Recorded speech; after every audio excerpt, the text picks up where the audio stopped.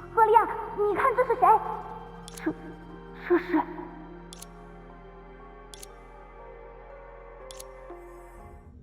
与希娜的重逢，比预想中来得更快。在听到熟悉的声音时，比起喜悦，此刻更多涌上心头的是不知所措。我有太多事想问，却不知从何开口。我好像认识过很多个版本的希娜，却从没有真正走近她。我们把她扶到这里吧，赫利亚、克拉丽。无论是与我结伴平息隐灾的少女，还是蕾耶拉记忆中的神明，甚至克拉丽看到的更遥远过去的希娜，越是了解，我便越是好奇、困惑关于她的一切。接下来就交给你了，希娜，你眼中的洛星是怎样的世界？交给我吧。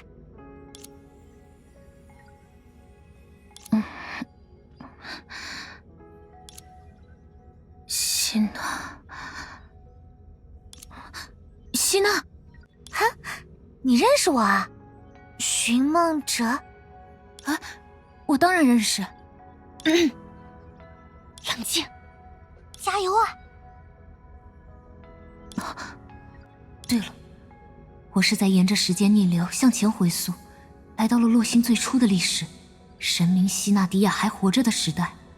这是久远的过去，我们必然还不曾相识。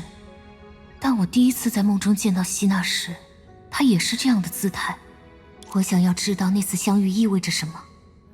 从那时起，她的声音总是不断出现在我行进的方向上，无论是玉之梦、萤火虫还是星之环，在我的危机时刻，冥冥之中总是有人恰到好处送来援助。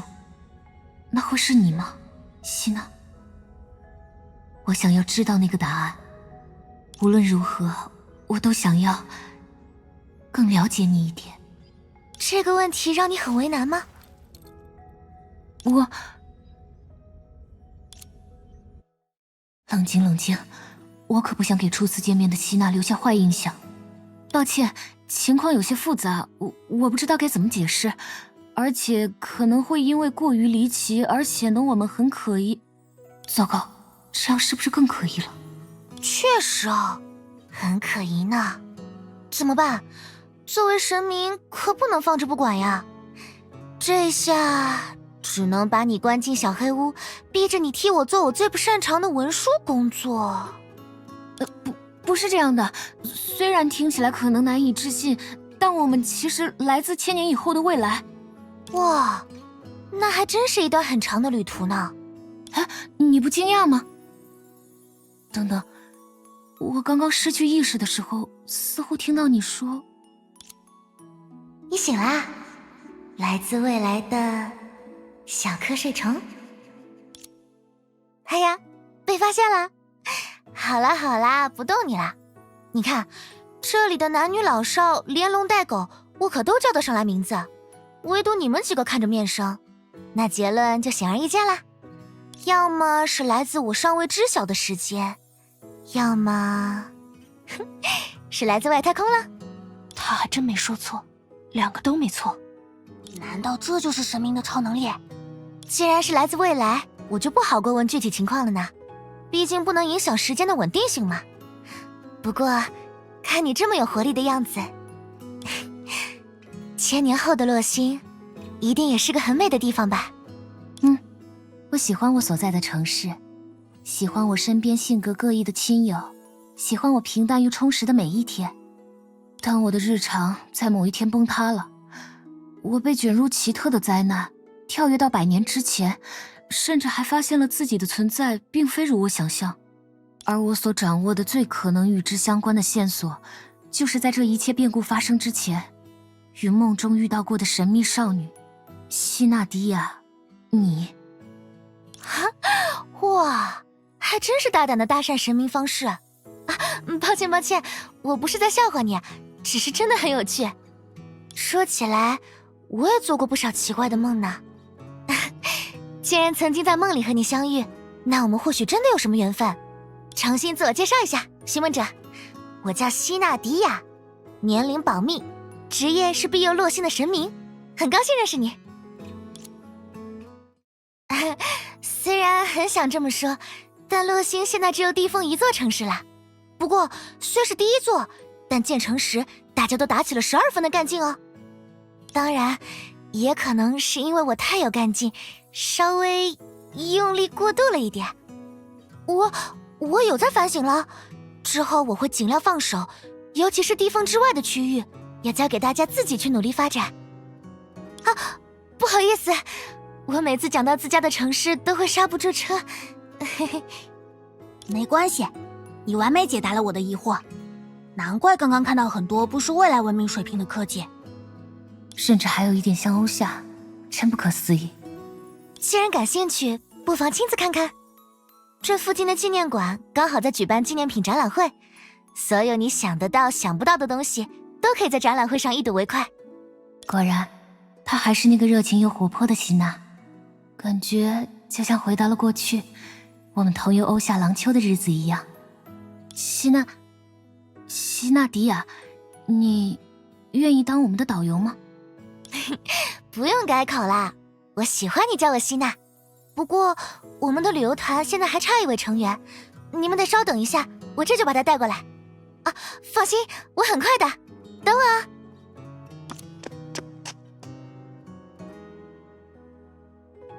希娜，还是一如既往的活力满满。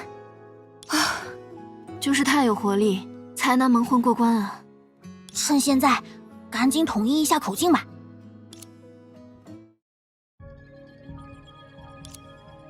嚯，原来在你站着一动不动发呆的那几秒里，居然经历了这么多。我说怎么连衣服都变了呢？虽然下一秒你就晕过去了吧。然后正巧希娜路过，顺手给我治了一下，还能这么巧？希娜会特意路过这里，或许就是想看看我们是不是敌人吧。她打量我们第一眼的时候，神情可是相当严肃。我敢打赌，希娜没有看出我们藏着装甲力量的概率，比我看见赫利亚赖床的概率都低。看破不说破，难道这就是神明的游刃有余？不仅如此，我们对自己的来历和目的都含混不清，他却没有过多追问。总不能是因为我们面相和善，就如此信任我们吧？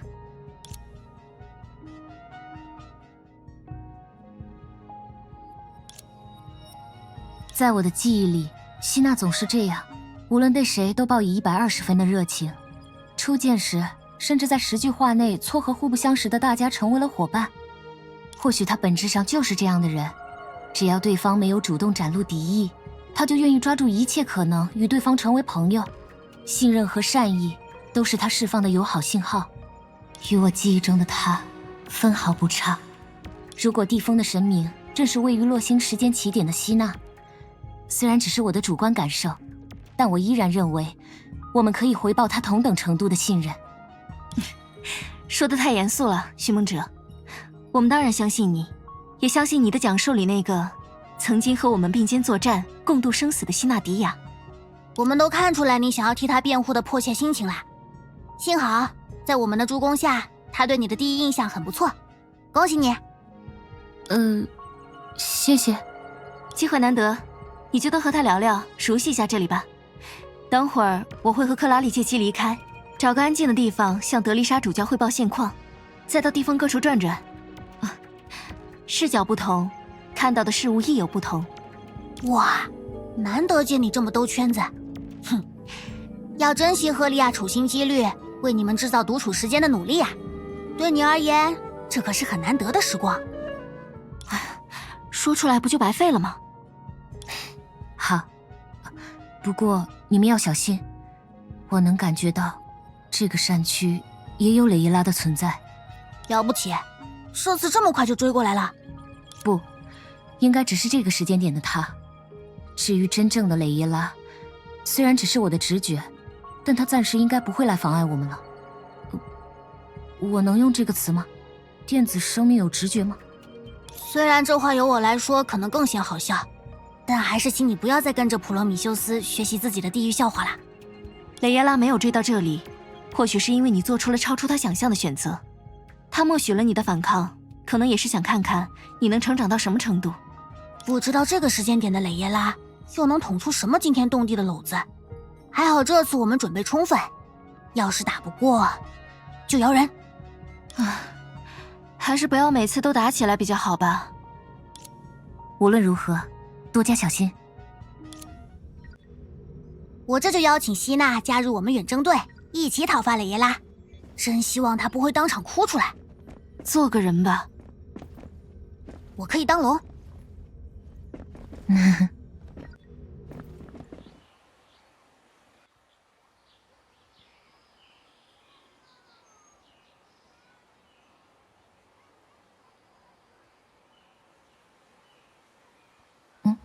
希娜好像遇到了什么麻烦。抱歉抱歉，让你们久等了。原本我和最后一位旅游团团员约在这里见面，但他迟到了。幸好安琪在路上见过他，他抱着要参展的纪念品，应该不难找。按照参展的规则，那是小蕾耶拉自己认为最值得纪念的东西。蕾耶拉？还真是说什么来什么，设下新手村门口撞 BOSS 了。希娜，跟我们描述一下小蕾耶拉的样子吧，我们可以帮忙。哈，那真是太感谢了。小蕾耶拉是个特别可爱的孩子，戴着圆圆的眼镜，穿着我给她做的小裙子，颜色是她最喜欢的紫色。啊，还有，个头跟安琪差不多高。小蕾耶拉跟我一样高，和你？哦，这么高，这下有意思啦。克拉丽，等等，别拉我的衣服。希娜，我们找到小蕾耶拉就会立刻带她去纪念馆，你和寻梦者先玩吧。那我们就去纪念馆等他们吧，希娜。不知道为什么，听你叫我的名字时，会让我有种特殊的感觉，仿佛我们很早之前就认识了。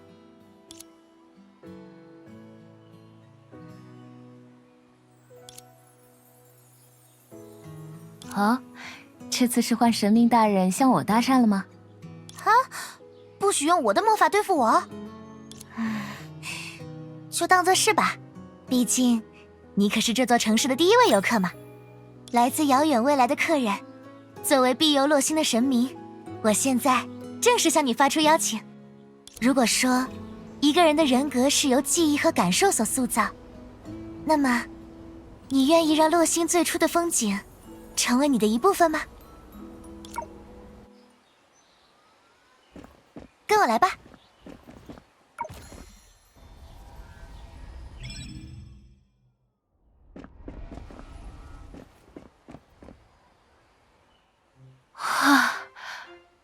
怎么样，是不是很漂亮？在完成某件了不起的事后，大家应该都想做些什么加以纪念吧？那棵树就是我和朋友们在地封建成时栽下的，可惜现在没什么人知道这件事了。在年轻人心里，它倒一直是神明回应大家期待的许愿树呢。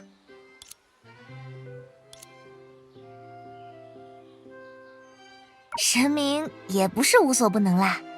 如果是辅导功课这类具体又合理的小心愿，那我只要把对应的知识点认真学一遍就好。可像天降宝财、天赐良缘、天授奇才这样的愿望，就算是我也只能望天叹气了。你说，会为不知道怎么实现愿望而烦恼的神明，放眼宇宙，该不会只有我一个吧？我倒觉得，在离这里不远的地方，也会有其他神明和你拥有同样的烦恼。要不然，他怎么总是会被布洛尼亚称作笨蛋呢？我就在这里，不用这么麻烦。虽然不知道能不能帮上你的忙，但我愿意试试。哎，居然这么爽快！愿望说出来就不灵了啊？你不好意思了？没有，我的愿望和自身有关，和未来有关，也和远在地球的朋友们有关。要将他们全部假手于你，未免太过自私。知道你愿意帮助我，已经足够了。这本笔记送给你，算是我们相遇的第一份礼物。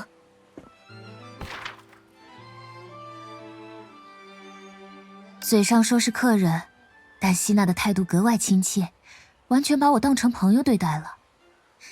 既然如此，还不如直接说朋友呢。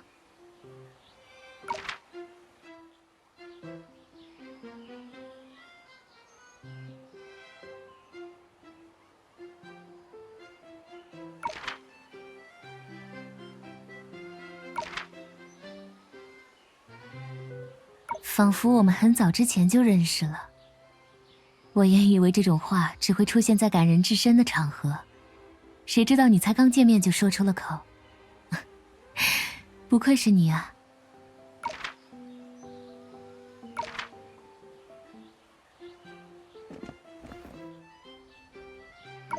在地峰，你一定会遇见许多有趣的人，创造许多难忘的事。试着把点点滴滴都记录下来吧。如此，地峰所承载的过去，正在发生的此刻，你们所代表的未来，便会因笔记而连结。我会陪你一起，把每一页都写得满满当当。说不定，当笔记本写满的时候，会有什么神奇的事情发生呢？啊，光顾着聊天，差点忘了正事。前面就是会场入口啦。啊，是神明大人！啊，徐梦者，你先排队。哇，我的占卜应验了，神明大人今天真的来了。其实我昨天也来了，顺带一提，明天也会啊。神明大人，我昨天从老师那里拿到了3朵小红花，你能不能摸摸我的头？3朵小红花啊？那除了摸头之外，再给我捏捏小脸吧，左边和右边都要。希娜很擅长回应大家的喜爱呢。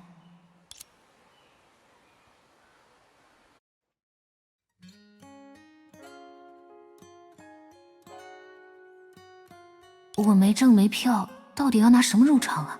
一腔孤勇吗？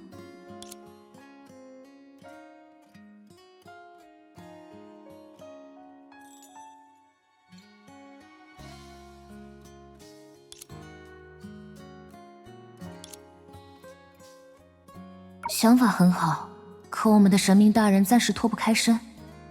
如果我能用足够巧妙的方式进入会场，他应该会对我刮目相看。不管怎么说，直接放弃都不像我的作风。在现实与梦的匣间和蕾耶拉对峙时，我吸收了他部分力量。不出意外，我现在一定能做到更多的事。试着和检票的影执事深入交流一下吧。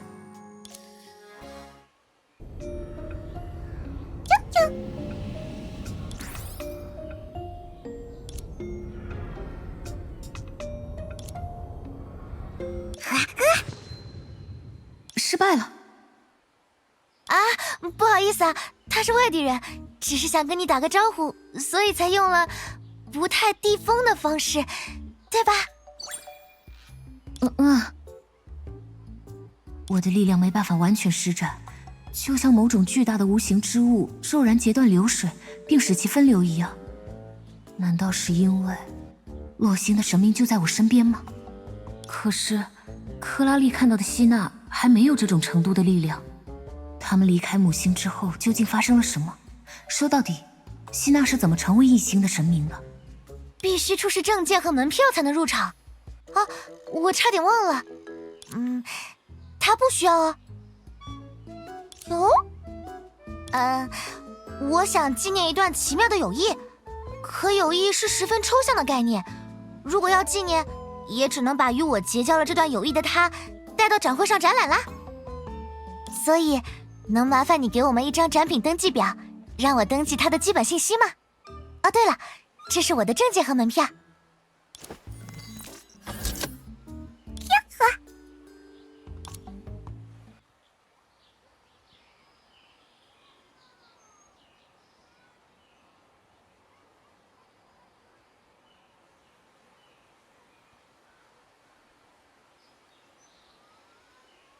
两位小姐姐，妙妙寻踪仪了解一下。神明大人，妙妙寻踪仪是什么？是我帮忙推销的纪念品，它可以通过大数据统计主人的行为方式，反正就是能帮大家找回意外遗失的东西，意外走失的宠物和人也可以。有了它，我家小蕾拉往后就找不到理由念叨我。不行，要是买了，那我偷偷去不想被他知道的地方，岂不是也会被找到？您那不算意外走失吧？如果实在担心，我回头可以教您怎么启动家长模式。嘘，小点声了，先给我一张传单吧。这个人好面熟，我是不是在哪里见过他？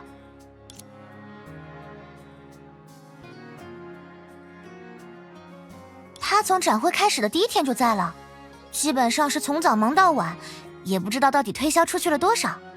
徐梦长，等逛完附近的展位，我们一起去看看吧。好。在想什么？在想，希娜真是个温柔的神明啊。谢谢夸奖啦。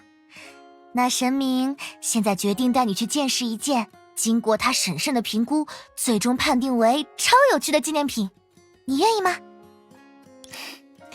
当然。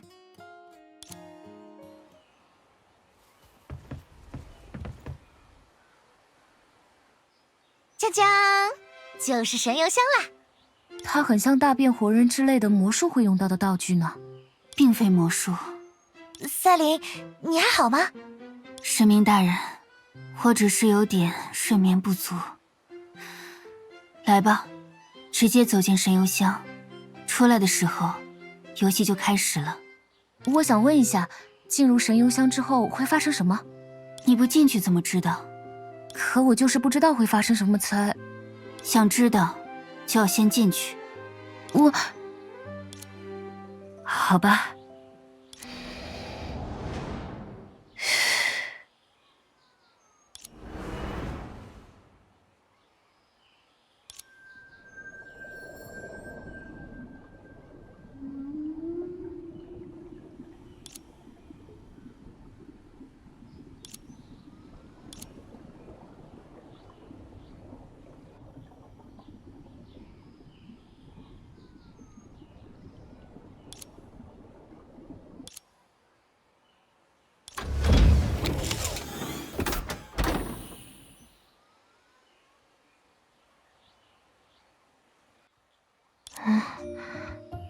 感觉如何？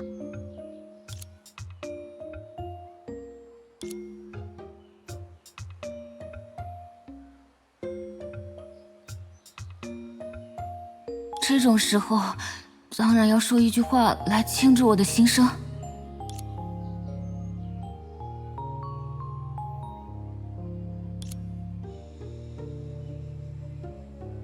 哎，你需要我扶吗？总觉得用抱比较合适吧。现在呢？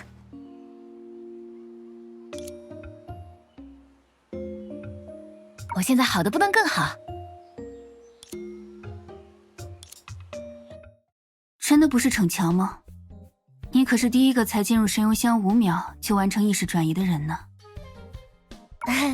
我其实和赛琳一样，也只数了5下。所以这个游戏到底要玩什么？你还记得自己和妈妈玩过的第一个游戏吗？比方说，妈妈藏起你喜欢的玩偶，盖了很久的毯子，让你去找之类的游戏。神油箱便是基于此设计而成，箱中人的意识会转移到这种特制容器，我称之为阿贝贝上。阿贝贝共有3个，还有2个被我预先藏在特定点位，而阿贝贝展现出的形态取决于箱中人曾深深依恋的物件。只要带着你的2样阿贝贝重新进入神油箱，你的意识就可以回到你原本的身体了。他现在在神油箱里睡得很香。我还以为你会直接让我躺板板呢。赛琳，我们该去哪里寻找阿贝贝？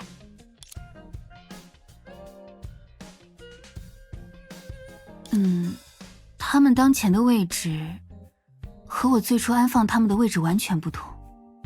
第一样，在意料之外、情理之中的地方；另一样，大概需要你们询问一个特定的对象。总之，在今天的展会结束时，如果你们还没有找齐阿贝贝，我就会直接同步他们的实时定位。也就是说，我找不到也没关系，甚至可以不找，反正最后有你兜底，对吧？是玩偶形态带给你的影响吗？你似乎任性了不少，连讲话都多了很多不知道从哪里来的气势，好像还有点智力退化。我感觉美妙极了，美妙到可以把圆周率背到小数点后100位。不要背。哎，希娜，我们去那边的展位馆调查一下吧。玩也没错嘛。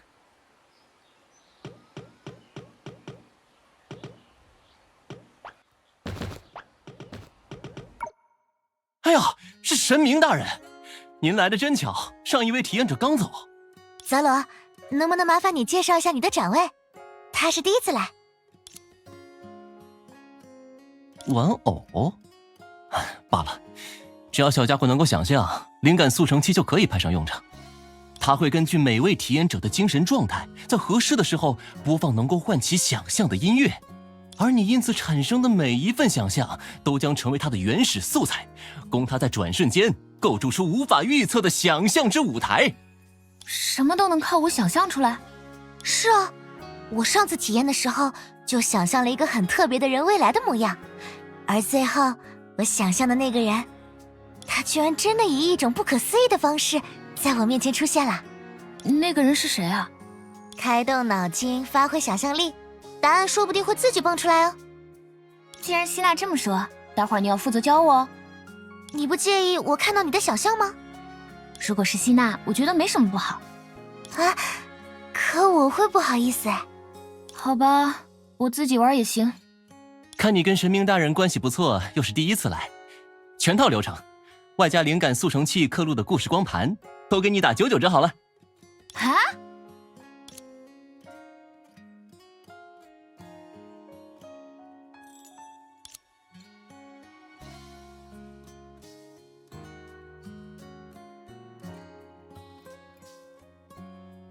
神明来了才打99折，你怎么敢的？啊？99折就是99折，我妈来了都没用。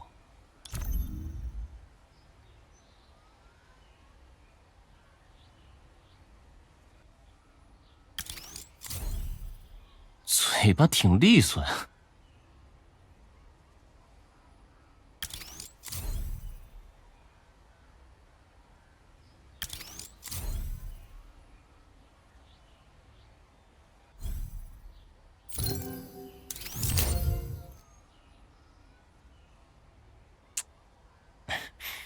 你说了算，你说了算。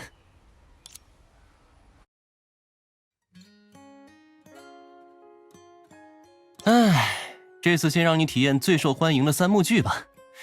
根据你出的价位，我会为你提供精华版。顺带一提，此前的测试可没用过你这种棉花娃娃，要是有什么体验上的问题，我概不负责。棉花娃娃怎么了？我唯爱大人国世界。行行行。那咱们这就开始接入，交给我吧。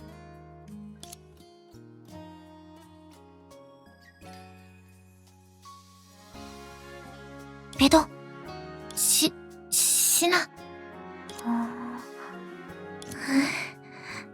找到了，赛琳也真是的，怎么会把你的数据接口藏在额头上啊？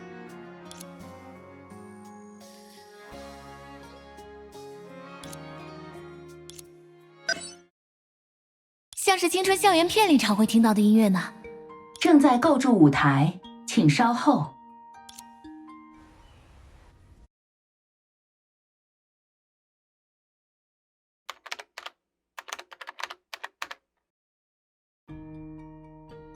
第一个舞台是学校啊！离开欧夏后，我究竟有多久没有好好上课了？不说研究课题，我好像连……等等，我几年级？是哪个专业的学生来着？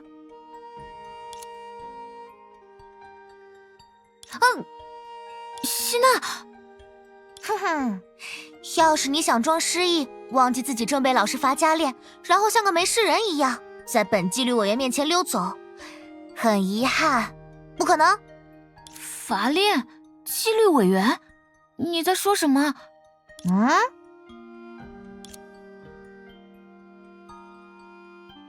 希娜。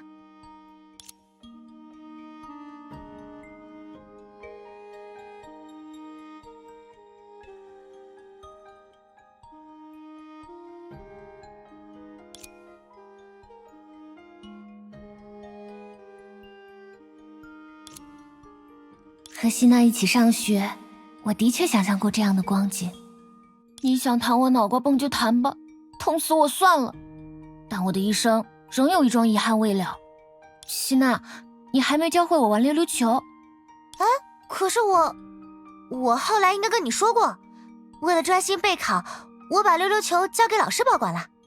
那你能再表演一次那个吗？哪个？天上天下，只此一击。只要你再表演一次，我就能学会这招了。只要学会了它，我保证以后每天都第一个到教室。好吧，既然你这么说了，我现在就去找老师要回溜溜球。我跟你一起去。哎呀，想什么呢？你要留在这里，老老实实完成所有训练，不许乱动哦！你要是乱动，我就再也不回来了。这种时候需要用到如此悲伤的音乐吗？啊，算了，等希娜走远一点，再悄悄跟上去吧。正在构筑舞台，请稍后。糟了，这周的这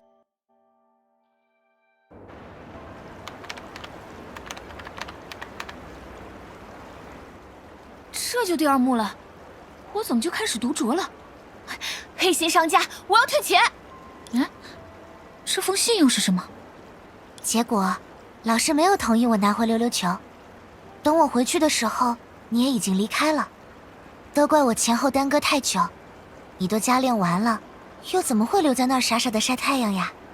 你现在过得如何？虽然转学后很难再见面了，但我还是会时常想起以前在学校里和你一起度过的时光。可惜我们都不能回到过去，不然啊。喂，泽罗，你听得到吗？我要快进到第3幕，我现在就要见到希娜。我还偏不信了。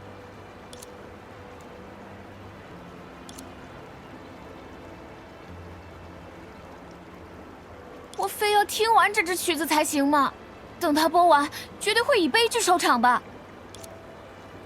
既没办法通过想象推进故事，也不能强迫灵感速成器播放其他乐曲。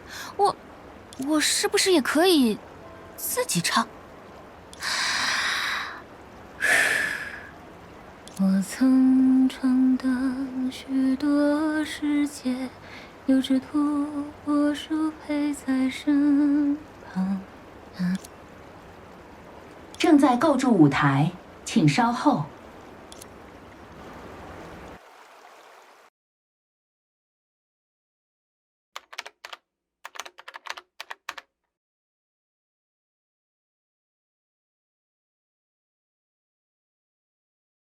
希娜，啊，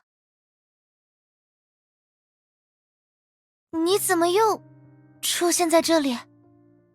秘密。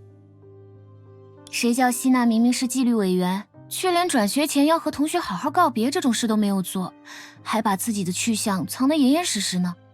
所以，你是特意来告诉我大家的近况吗？才不是，我是来告诉你，我到底有多想……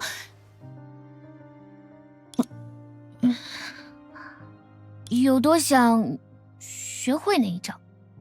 啊？我都说我会不好意思了，你现在总该信了吧？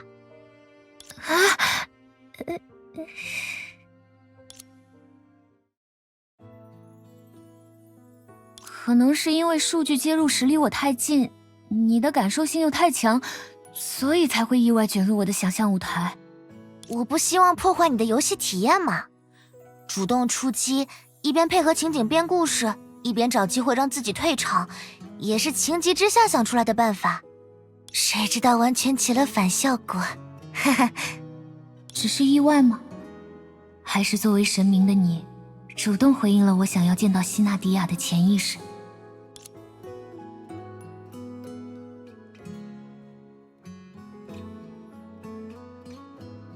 我原本是以玩偶的形态进入了想象舞台，按理来说应该继续保持这个外形，但这条规则却被另一位体验者的想象打破了。我还准备找个机会考考你呢，结果你一下就发现了。现在换我考考你了。提问：为什么希娜在我的想象中会是这样？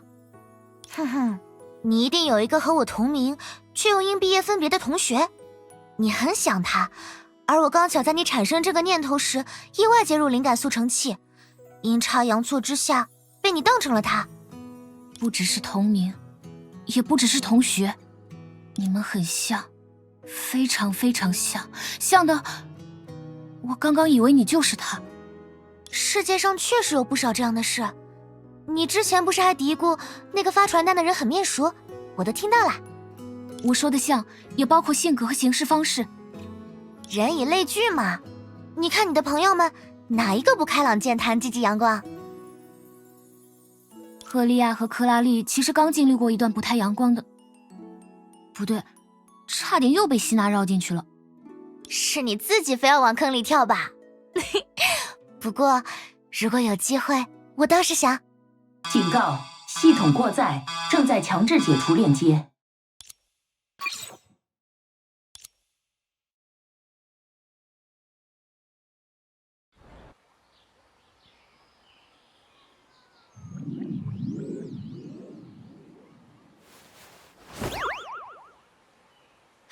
希娜到底说了什么？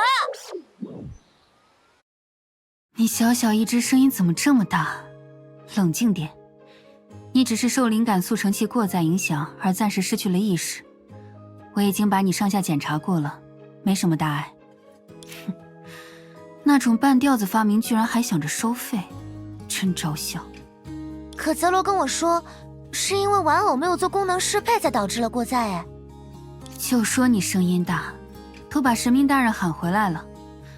我要找泽罗打一架，先撤了。啊，不要把打架说的和去菜市场买菜一样轻松啊！赛琳就是这个性子，别担心，他俩顶多拌拌嘴。怎么了？如果我继续追问之前的事，估计还是会被希娜牵着鼻子走。我必须摆脱惯性思维。希娜，我还有最后一个问题要问。说道说道，我会毫无保留地回答长官大人的问题。希娜，你会玩溜溜球吗？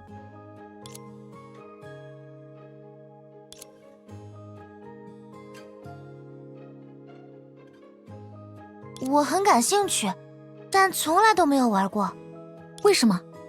长官大人，你2分钟前说过，这是最后一个问题。好吧好吧，因为溜溜球砸到头很痛。名为希纳迪亚的地风人诚实地说道。居然是因为这个？不是这个，还能因为什么？言归正传，我刚刚知道第一件阿贝贝的具体位置了，要和我一起看看吗？希娜绝对有什么事在瞒着我。不仅如此，我也很在意她曾经在灵感速成器里想象的人。有空的时候去问问泽罗吧。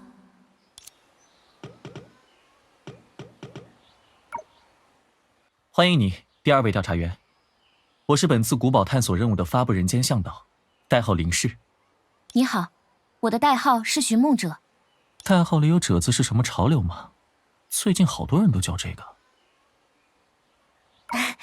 林氏在你还没醒过来的时候主动找到了我，至少古堡深处埋藏的秘宝确实符合意料之外、情理之中的描述。那很有必要验一验真假了。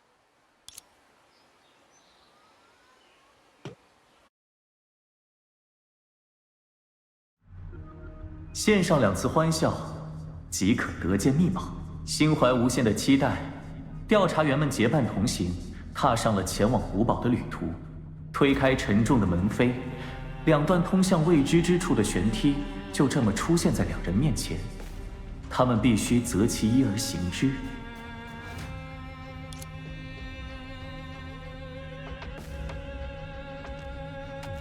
我玩游戏从来都选地狱开局，可你现在毕竟是玩偶，要怎么才能跨越那么大的裂隙呢？传言称，古堡内机关遍布，也许完整的玄梯的尽头，恰好存在能够修缮另一段玄梯的装置。哦，那你等我一下，我这就上去看看。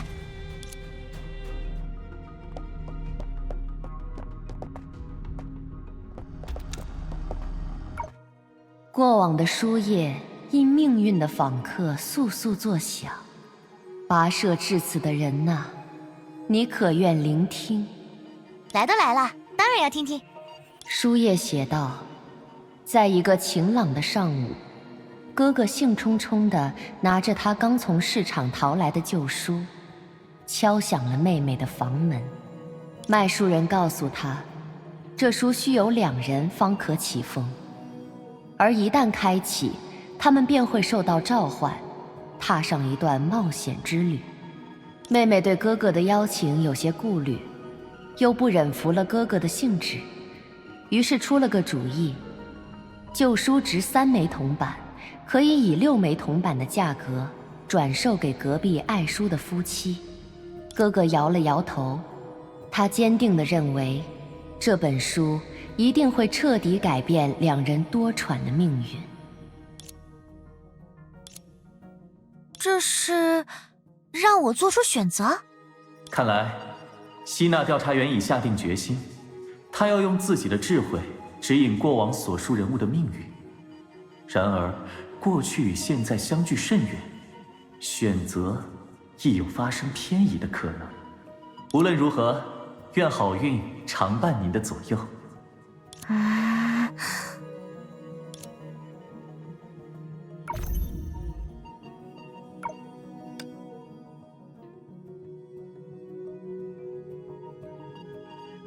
点数好高，我的运气会不会太好了？与运气无关，这反而是你勇气的巨献。它的光芒彻底驱散了兄妹心中的不安，指引他们踏上了旅程。只看描述，2兄妹的生活想必十分拮据。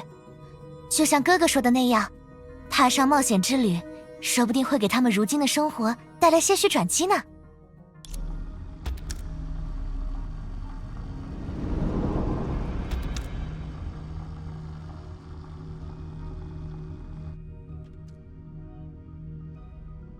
古堡之主认为希娜调查员的选择相当有趣，故而展露了笑容。这么说，我选对了？那当然，如果希娜选错了，出现在我面前的2张卡牌和光桥又是什么？冲，出发了！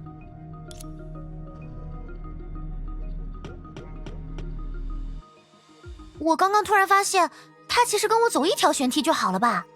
毕竟，断裂玄梯的尽头也是这个平台呀。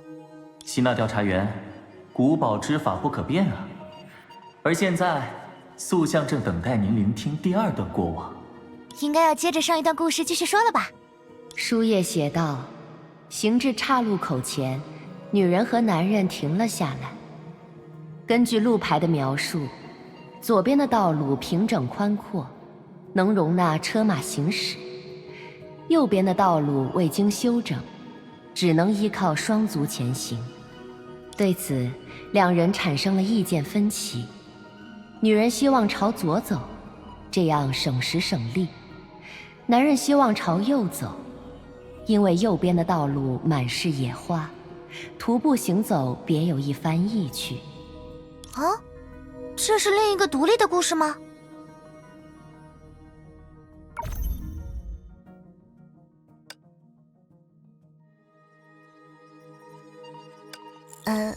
如果我能一直投出如此高的数值，是不是也没必要进行这个环节？你用总是能洞察事物本质的理性，为女人和男人指引了前进的方向，宽阔的大路。我其实只是觉得走小路有点危险，还是走大路安全些啦。再说了，坐在车马上看风景，又怎么不算别有一番意趣呢？哼。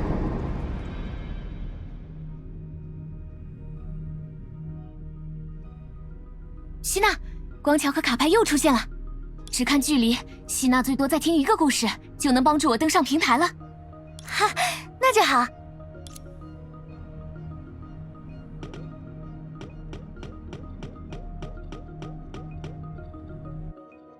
这一次，你会告诉我选择带来的后续吗？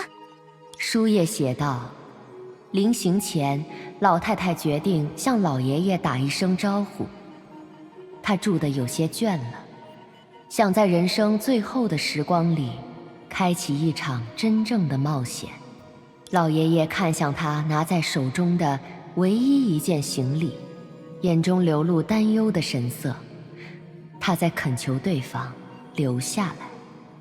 结果是3段毫无关联的故事。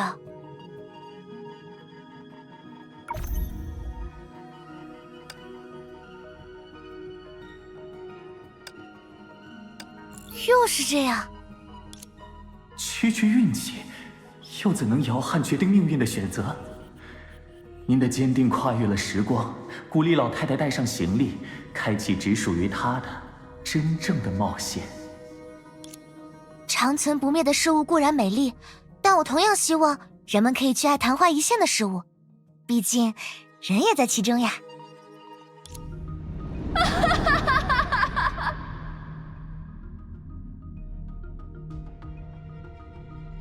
恭喜，希娜调查员，您成功向古堡之主献上了第1次欢笑。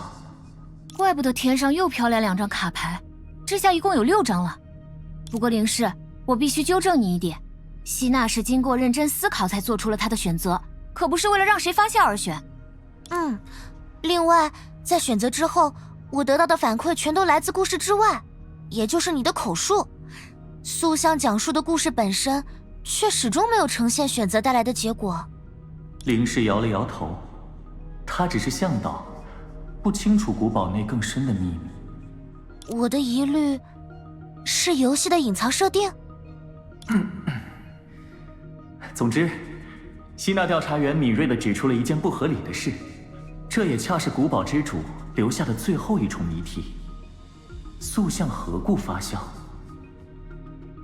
解开它，即可献上第2次欢笑。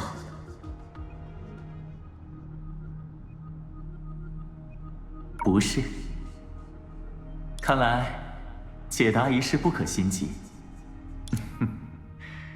还是让我们把视角转向第2位调查员吧。在气喘吁吁爬上悬梯末级后，等待他的又会是什么呢？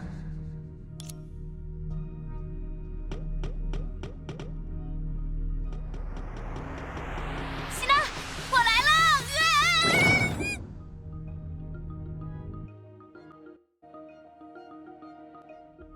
你没事吧？掉下去时有什么拖了我一下，让我以一个满分的动作平安着陆了。还有，我明明是气定神闲走完了悬梯。哈哈，是，我作证，你确实是走完了悬梯。别担心，你应该最清楚，所有纪念品都通过了安检，一切惊吓元素都在可控范围内。你也能像之前一样，继续通过回答塑像发出的问题，在必要之时为您的伙伴提供援助。好，经过漫长的等待，属于我的冒险终于要开始了。根据我的经验，这么空的长廊，绝对会放一段追逐战吓我一跳。还真有，不就是块立牌吗？看我推！希娜，不要随地散发重力。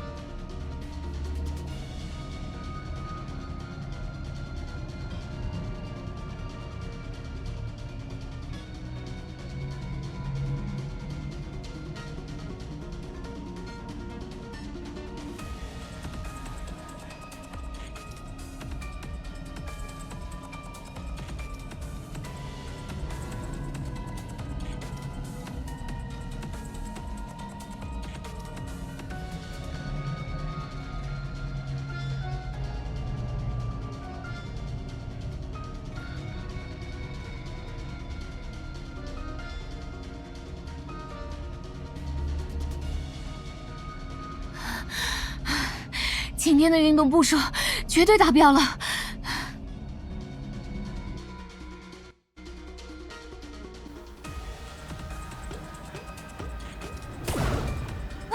好歹给我喘口气啊！不必惊慌，都是些无害的模拟怪物。尽情使用你先前得到的卡牌吧，它会遵照持卡者的心愿，实时打印出和你有密切关联、能助你化解困局的伙伴。本来想帅气的喊出卡牌名，但是这上面写的都是些什么鬼？哎，算了，管他这那的，闭着眼挑一个吧。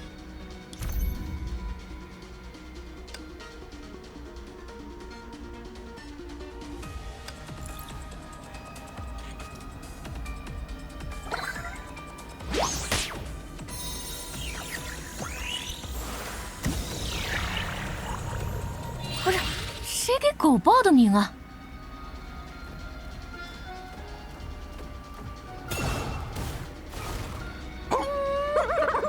这就是声势震天，震得我都不知道该说什么了。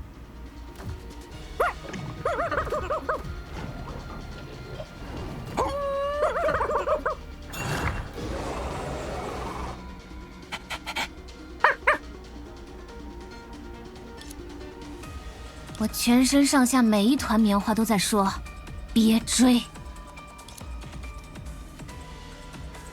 没关系，我还有4张牌，4张牌，你们能拿什么动物？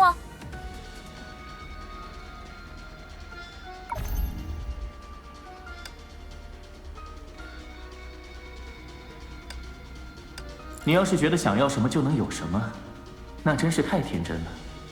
4张牌，你们能拿什么动物？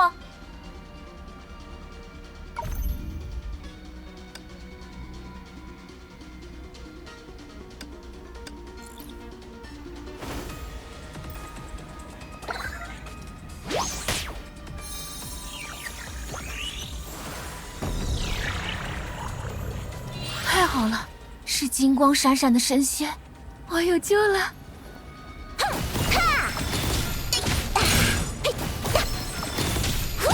您抬头看看，鱼都显形，冲呀！鱼都显形，冲呀！趁着兴头，整个大活儿，嘿嘿，妙哉！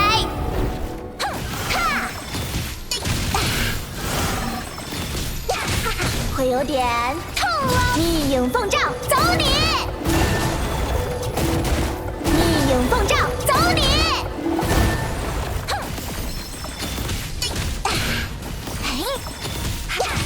您抬头看看，鱼灯显形。你就这么着急下凡吗？哈哈哈！你说什么呢？咱听不懂。哦，对了，咱突然想起来有个事儿，先走了哈，回见。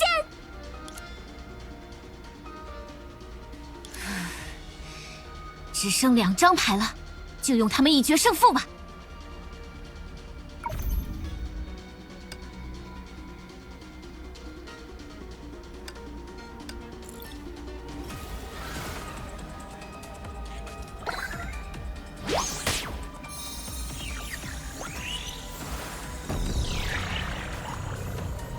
这个人我很难评，要不还是不评了吧。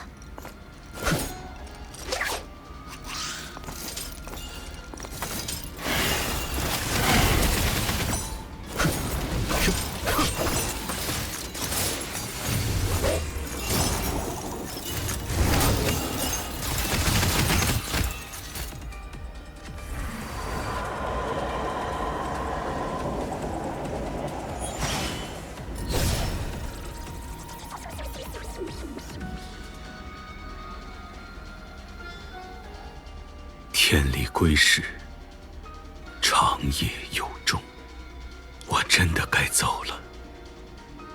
大的呢？大的根本没来。还有备用牌吗？没牌我就投降了。识时务是我最大的美德。情况越危急，越能凸显您的智勇，不是吗？当然，您还可以尝试召唤希娜调查员，不过能否成功召唤，取决于他对最后一重谜题给出的答案。即便召唤失败了也不要紧，无论如何，这都是通过了安检的，绝对无害的游戏。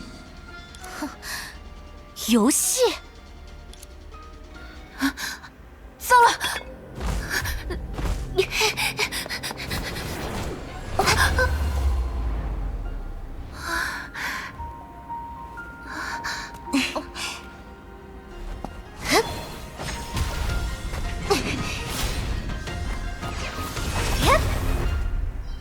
希娜调查员，古堡之主都在看着呢，你确定？既然都在看，事情就很简单了。西奥多，你是想自己过来，还是我去找你？你居然开了直播！完了，那我灯泡被吓掉了的样子，岂不是被地风人看了个遍？租下场地，把它打造成古堡的模样，再加上设计机关和道具，都花了我不少钱。这是理由还是借口？你比我清楚。我不会因你愚弄我而生气，我只感到寒心。为你博取话题度和关注度，罔顾普通人安危而寒心。生命并非游戏，没有任何人任何事能够凌驾其上。希娜，若是其他人，一定会在直觉告诫自己不对劲时，选择不断追问或终止游戏。但你，西奥多，你终究是我看着长大的地风人。人们会为了观看悲剧走进剧院，正如我拼凑出真相后，也依然认为你为整个游戏设计的反转加入的巧思值得肯定。如果他们不是用来嘲讽人心中向好向善的愿望，就更好了。你有意削弱每个故事的关联性，去掉所有危险的描述，只为让我不知就里的波动悲剧之弦。兄妹二人最初购得的书，应当受了诅咒。他诅咒起风之人成为古堡一生的仆役，若要离开古堡，则必以另外两人的苦难为代价。无论如何选择，兄妹和爱书的夫妻都难逃一劫。二者皆是女人和男人，也会慢慢老去，成为老太太和老爷爷。故事之外也不乏你提前设下的相互照应的轨迹。塑像背后是正在观看直播的人，塑像每一次发酵，恐怕也代表直播的观看人数达到了更高的节点。而现在，我终于可以回答最后的谜题了。塑像何故发酵？当然是人们透过他的双眼看见，踏入此地，做出一个个无法改变命运的选择的人，是神明啊！恭喜你，答对了。出于愧疚，我想告知你一件事。事实上，先前所有选择都无关紧要，他们的存在是为铸成了至极的选择。故事里的诅咒之书，原是一位少女的旅行日记，因为一场意外，少女的心陷入污浊，承载了她纯粹愿望与澄澈理想的旅行日记，也因此受到了诅咒。若是有一个机会，能让已然知晓了未来的您，来到尚未启程的少女面前，你会怎么做？我会与她结伴同行，直到创造一个能够由人自己选择的未来。两人，那便又达成了诅咒之书起风的条件呢。作为您的信者，我其实更希望你能够像训诫我时那般言辞吝啬，或是面对魔女怪物那样干脆利落，不留一丝情面的将其毁灭。您刚刚就做得很好，非常好。感情你之前说的话、做的事，都是为了演绎出能够让希娜展现神明威严一面的戏。你这个人绝对有什么奇怪的癖好。是以身正道，灵魂得到洗涤是意外之喜。此刻，我已凭借一己之力，向那个对未来怀抱担忧的自己，向正在注视此处、对未来一无所知的人们证明，当决断来临之际，人心绝不会羁绊我们的生命。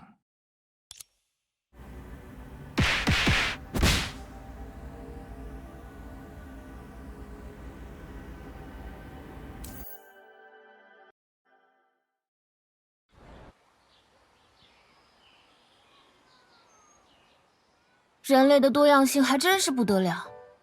火行炎，故人显拙；水行诺，故人多逆。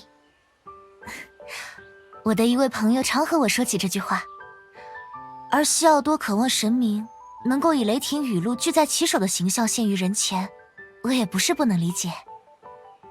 但火终究是火，它的灼热从不因行炎而失去毁灭的本性。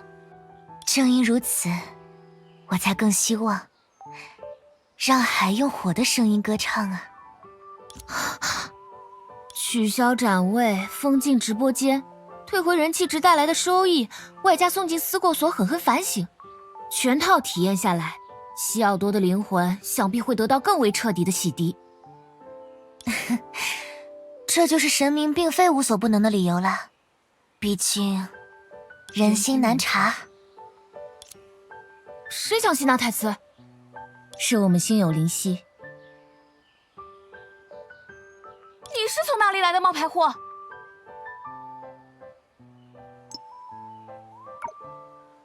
那里。自我介绍一下，我也是寻梦者。为了方便吸纳区分，叫我阿寻就好。我明白了，阿寻。你怎么不征求我的意见？如果你想叫阿寻，我很乐意成为寻梦者。我拒绝。意见征求结束。所以，你为什么会在宝箱里？该不会是被灵氏逮住又塞进去了吧？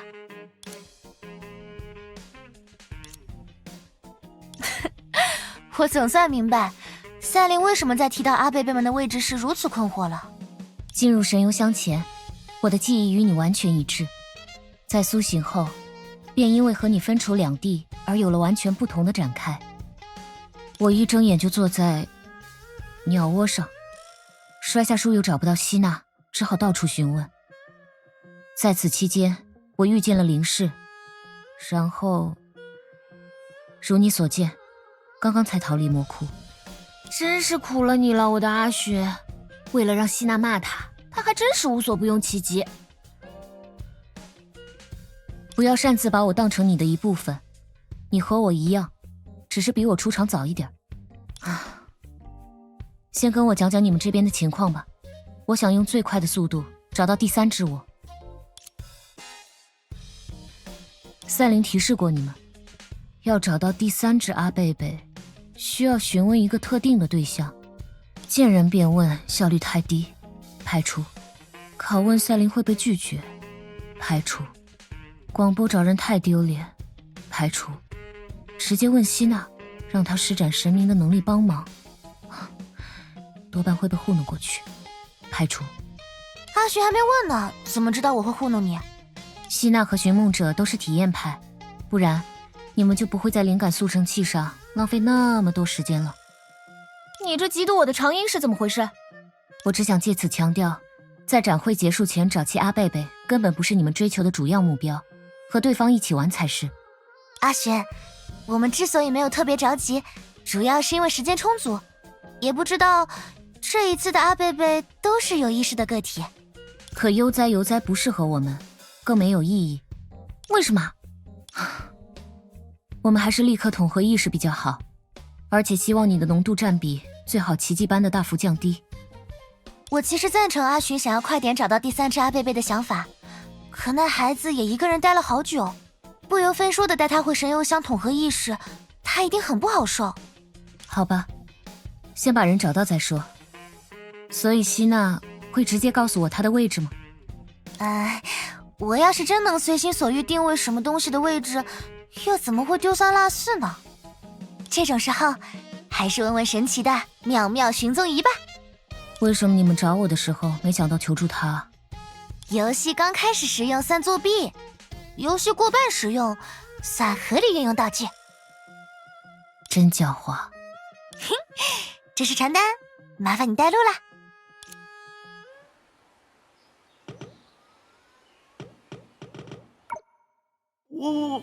我以为您只是客气客气，没想到真的来了。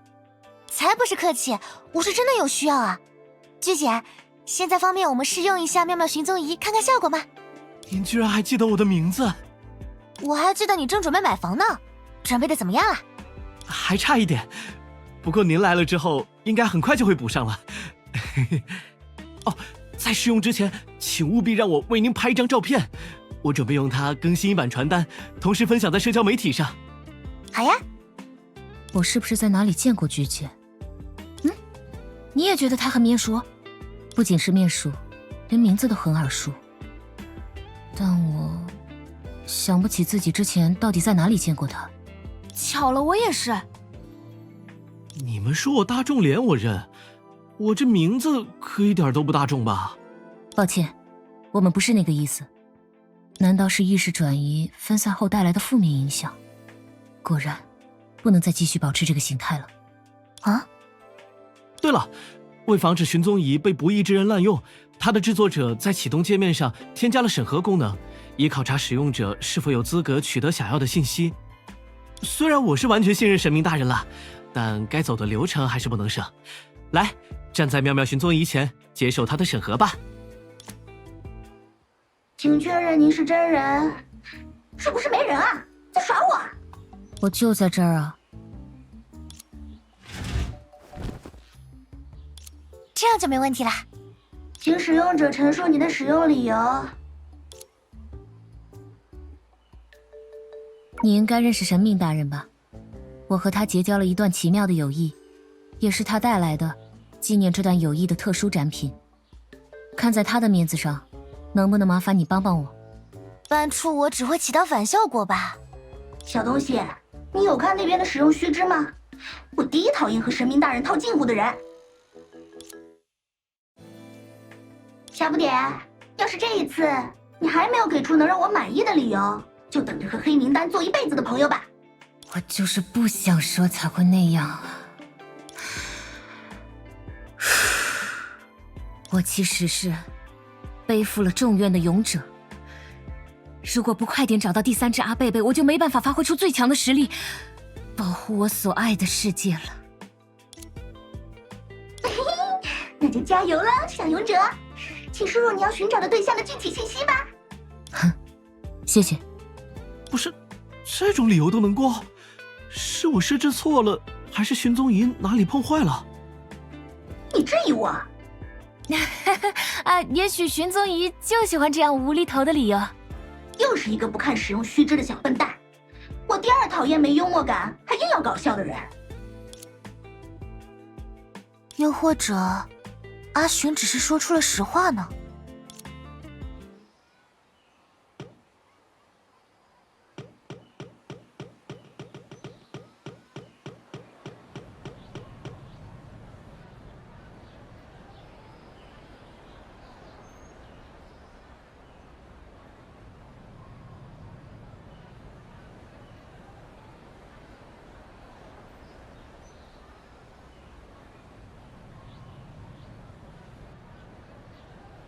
真壮观啊！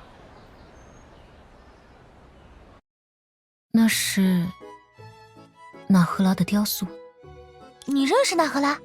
雕塑的说明牌上不是写了吗？我们是利哈。有看见第三只阿贝贝吗？那当然没看见。寻踪仪只给出了大致范围，他就在这座雕塑附近。我们干脆弄点动静，让他主动找我们吧。我赞成。那阿寻现在躺地上，我假扮第一发现者，发出一声尖叫，之后由希娜负责抓娃娃。给我5个币，我能抓一车。不需要做这些没意义的事。默默，站起来。小唐，我本来就是站着的。你们2个想带走默默，就必须在隐藏纪念品里打败我。小唐，我好像想说你好像在哪里见过我，我直说了吧，年轻代步没用。默默是我的朋友，还有，既然是对手，请叫我糖糖。是沾亲带故了。我叫美梦，她叫甜梦，我们可以像梦梦一样成为你新的朋友。哈，我也可以。那太好。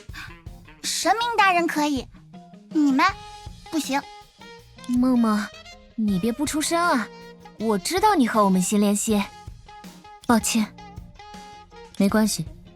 所以，隐藏纪念品到底是什么？勇敢者的挑战，智慧者的游戏，无敌者的……随你怎么理解。你发现没？虽然看起来气势很足，但堂堂实际上很紧张，没有底气。他又为什么非要我们接受挑战？不然还是先答应他吧。堂堂，我们商量好了，我来当你的对手，寻梦者做裁判。他要是不公正，对你偏心怎么办？阿寻和梦梦不会做的事，我也不会。好吧。我可以观战吗？神明大人，就在这里等我的好消息吧。梦梦之前一直说要找你，现在好不容易找到了，当然要跟你多说说话啦。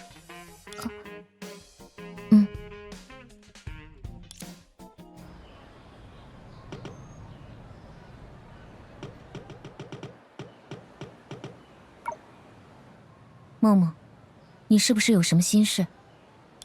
没有。啊，原来你只想跟希娜说呀，白担心了。我就是因为希娜在，才苦恼。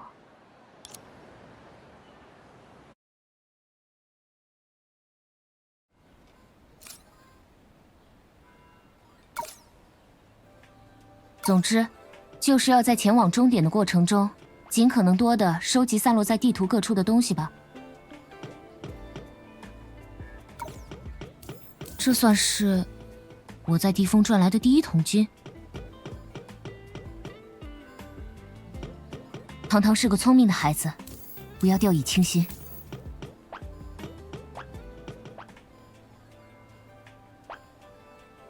保持势头，一定能赢。对手毕竟是个孩子，稍微让一让他也没什么。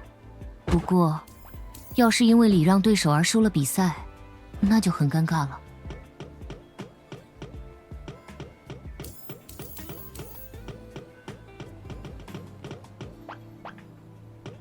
好精致的模型，如果把它带出这里，会发生什么呢？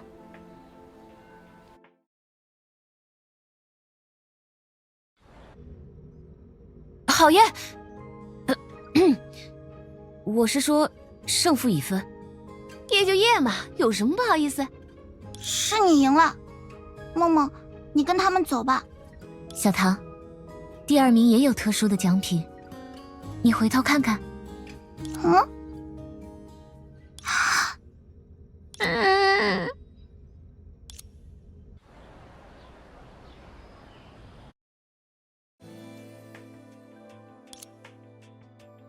梦梦，如果你想单独做什么事，我现在就可以追上小唐，他们还没走远。我确实打算单独做一件事，可我不想为了做这件事找借口欺瞒希娜。说不定欺瞒会比说出实情更好，我可是神明哦。但你也是希娜，所以就更希望你告诉我啦。好吧，我和小唐一起看了林氏的直播，知道欺瞒神明会有什么下场。那就说说吧。希娜看到那边的服务台了吗？我要想办法支开工作人员，偷偷使用服务台的通讯器。我不会做什么坏事，就是想用它联系一些人。这是我目前能想到的唯一的办法了。你希望我睁一只眼闭一只眼？你选择告诉我你准备去做的事，说明你认为我可能会答应你的请求。既然如此，你又为什么不试着相信那位工作人员呢？我只有一次机会，万一他知道实情又拒绝我，就得不偿失了。到那时，不是还有我吗？被人背叛的感觉太过糟糕，因此人们才喜欢把信任紧攥在手，让它成为自己与朋友间的私藏。可是偶尔把它当成一颗普通的糖果，热情分享给路上遇见的某个人也不错吧？比如我和你、克拉丽还有赫利亚的相遇。不是每一次相遇与分享都能如此美好，比如林氏。所以正如他所期望的那样，不在思过所里好好反省到神明满意的程度，他往后就绝对接触不到洛星的任何活动。超市限时促销也算在内哦。这样的人，真的需要给予第2次机会吗？我明白信任的脆弱，可它却并非无法再生。而你和堂堂所向往的一段牢固的信任关系，也一定存在其限度。它会因背信而彻底枯竭，也会因时间流逝而自然褪色。但无论如何，那一天都还远远没有到来。为了尚未发生的未来否定当下，活在当下的我们，又要以多么沉重的心情走向未来呢？我还是第一次听到这些话从希娜口中说出来，总觉得有种很复杂的心情。啊，你训诫林氏时也是。哦，原来你更喜欢一个整天嘻嘻哈哈的神明啊。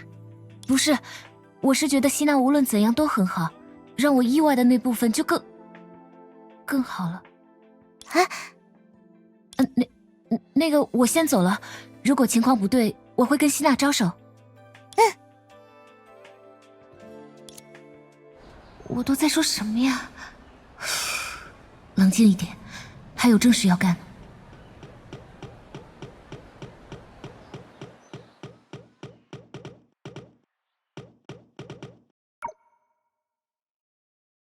我会帮你直接联系他们，至于具体要怎么说，就全靠你这位热心游客发挥了。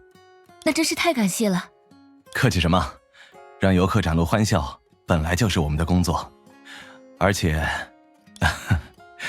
我自己也有孩子呢。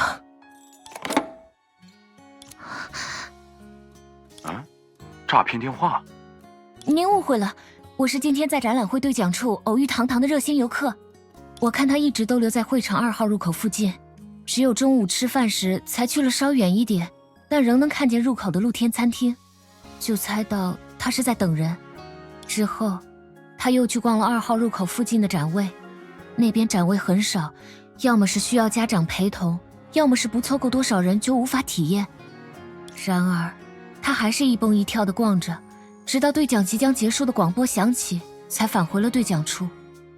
我去问他需不需要帮助，他却说他喜欢一个人逛展会，享受不需要考虑别人的想法，不需要顾及别人的饮食习惯，走累了就随地坐下，还不用被催促起身的感觉。可一个从不期待与别人同行的人，又怎么会送给我一张满是折痕的纪念品定制券？堂堂从小就很懂事，他知道我们忙，因此很早就跟我们约定过，想要我们抽出一天时间，一起参观今年的展览会。我们当然记得有这么一回事，可忙起来也很难实时关注相关信息。那孩子估计是看我们今天又着急出门加班，不想给我们增添压力，就打消了提醒的念头吧。他相信我们会记得约定，我们也相信他一定会提醒我们，结果就这样酿出了差错。谢谢你，虽然会来得迟一些，但我们一定会来。不是所有人都拥有享受孤独的能力，对孩子来说，光是不在孤独面前掉下眼泪就已经拼尽全力了。我们家小蕾拉在宁愿委屈自己也要体贴别人这方面和糖糖很像呢。所以每当他轻描淡写提起自己的愿望时，我都会立刻设置每隔2天提醒一次的备忘录，这样再多的工作堆在一起也不会忘。希娜是最好的家长，木木是我们中最好的娃娃。我只是把小唐突然送给我纪念品定制券后告诉我的事稍微包装了一下。说到纪念品定制券，你应该还有一件事要做吧？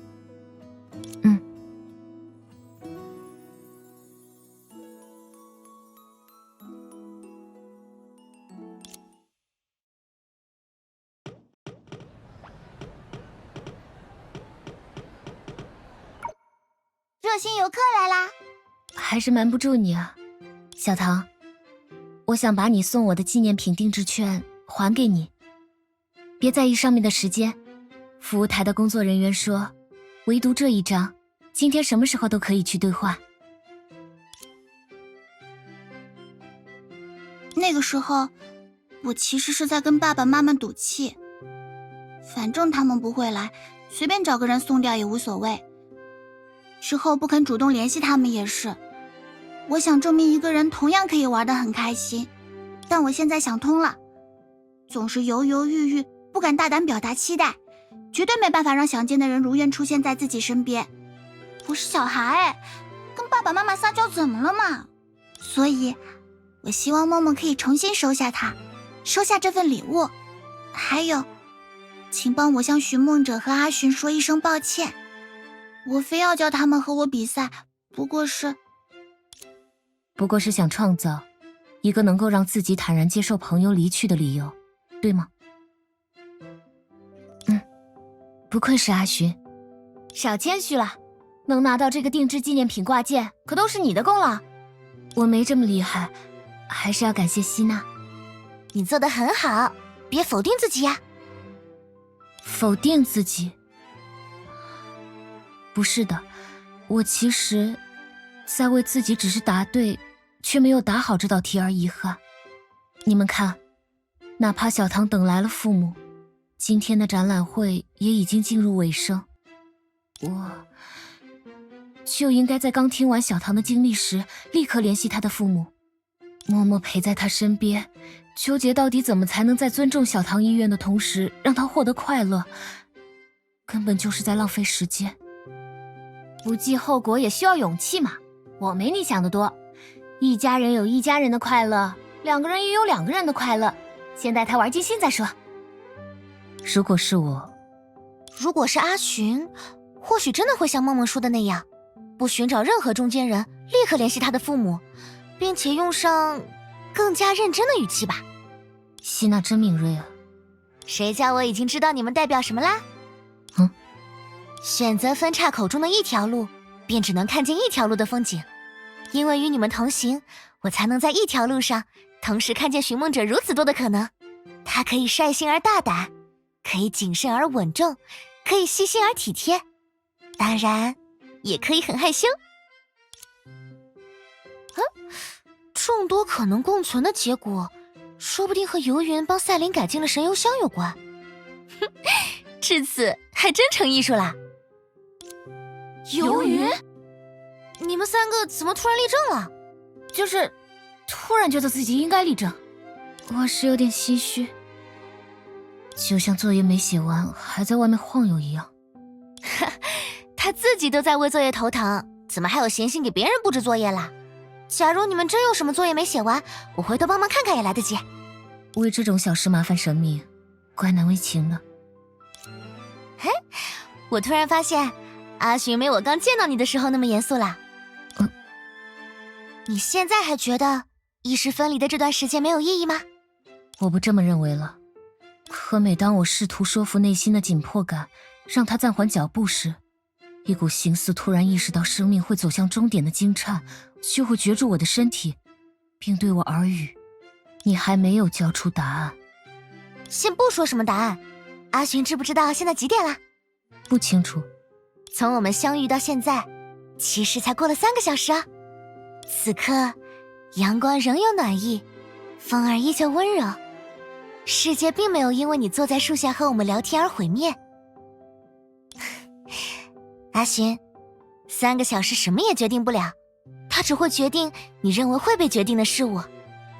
是啊，别总把信任紧攥在手，偶尔也把它当成一颗普通的糖果，热情分享给路上遇见的某个人吧。比如正在和我们说话的希娜。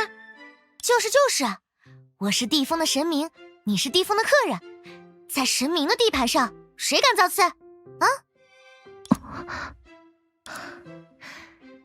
只是客人吗？我很高兴能和你成为朋友。我也很高兴能和希娜再一次成为朋友。再一次？因为我才是第一个和希娜成为朋友的人啊，轮到阿寻可不是再一次吗？轮到梦梦就是再一次了。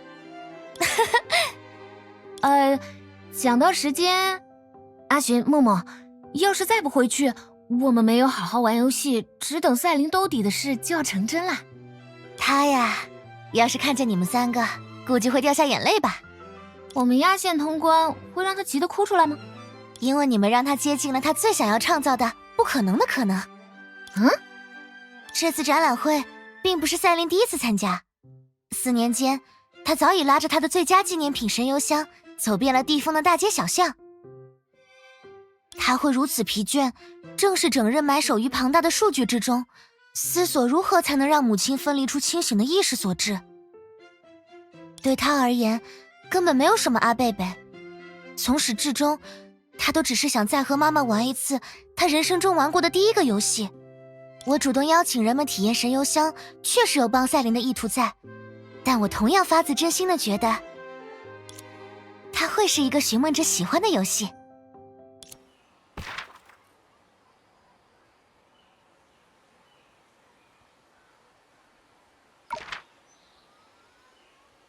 希娜，我不仅想要学会那一招，也是真的很想你。仿佛我们很早之前就认识了。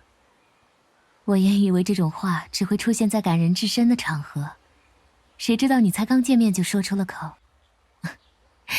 不愧是你啊！我当时就不应该说出那种嚣张的话，果然还是示弱。等等，万一示弱后，希娜一直抱着我行动该怎么办？这就是强者的眼神。如果林氏在，他一定会这么说。不，如果他在，绝对会想办法抢走我的笔记。要是希娜也可以变成3个娃娃，估计才见面就会激动地抱成一团，将彼此看作自己失散多年的好姐妹吧。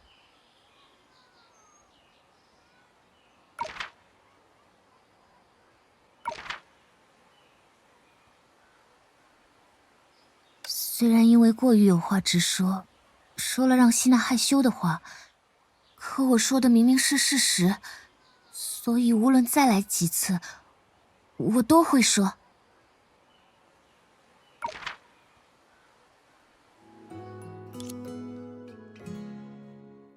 终于有进展了！你抱得我快喘不过气了，我也，请你稍微轻一点儿。出于感激，我决定送你一只阿贝贝。想以娃娃的姿态行动时，就取下阿贝贝的手环，戴在自己手上吧。再多的就不说了，你要好好珍惜它呀。希娜，我会想你的。统合意识又不代表我们会消失，让我们在每一个选择的分岔口前再见吧，希娜。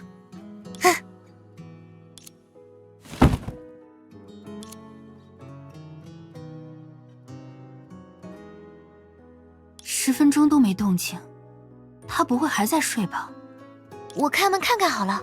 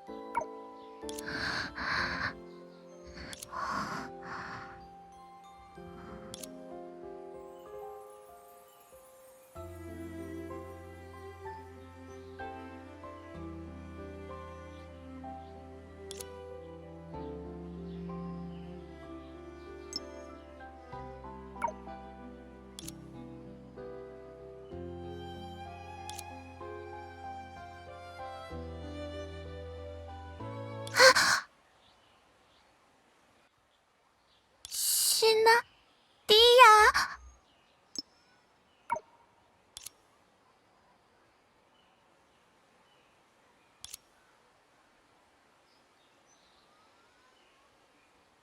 完了。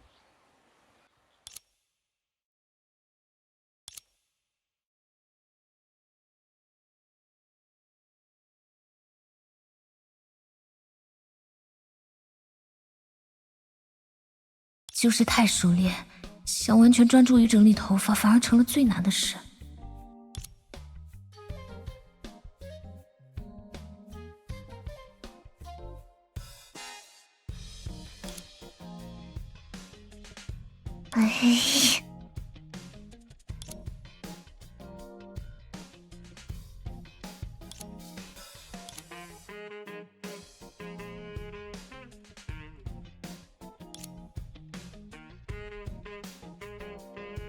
说起来，克拉丽和赫利亚是怎么进入会场的？磊耶拉带我们翻了墙。这个是不是不应该跟你说来着？因为再不快点，就要来不及了。为什么又开始盯着我看了？到底是什么来不及啊？对了，我还没有向小磊耶拉介绍过你呢。这位是寻梦者，克拉丽和赫利亚的朋友。你好，小磊耶拉。你好，寻梦者，叫我磊耶拉就好。磊耶拉，你的纪念品做的怎么样了？算是赶上了。对不起，希娜蒂亚，我应该预留更多的时间检查，这样就不会因为突发情况迟到，害你担心了。我都特意略过迟到的事儿了，你怎么自己提起来呀？如果10次准时可以抵消1次迟到，那你现在至少能心安理得迟到99次。希娜蒂亚，我以后再也不会迟到了。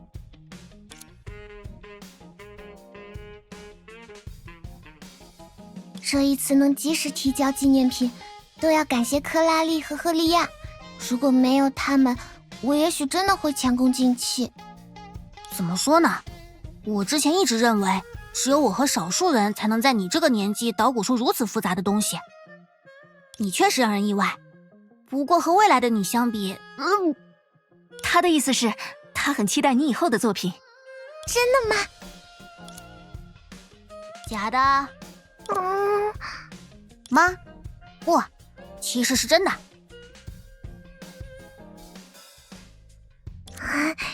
谢谢。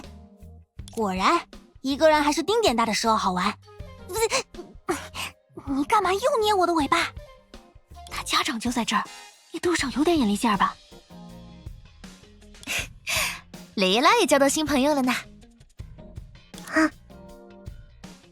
请第10组参赛者按照各自的序号依次上台发言。居然这么快！只要把台下的观众都当成毛茸茸的小动物就好啦。如果你也是观众，我就很难集中注意做到这一点。那我躲起来。不行！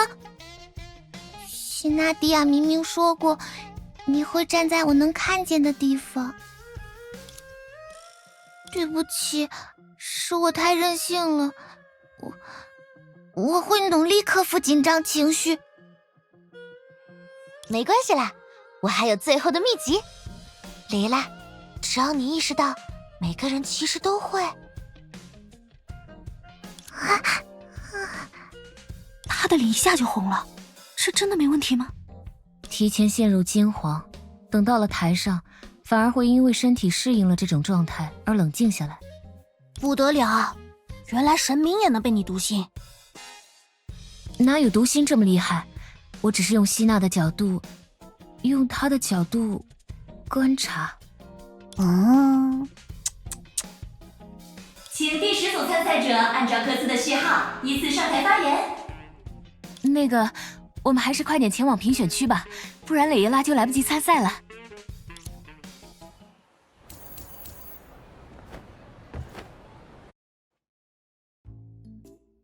我要带来参展的是我们家的咪咪宝宝，今天是他16岁的生日，如果换算成人类的年龄，他都得叫咪咪爷爷了。我带他参赛也没什么目的，就是为了让你们看看我们家咪咪宝宝到底有多可爱啊！顺便给他庆个生。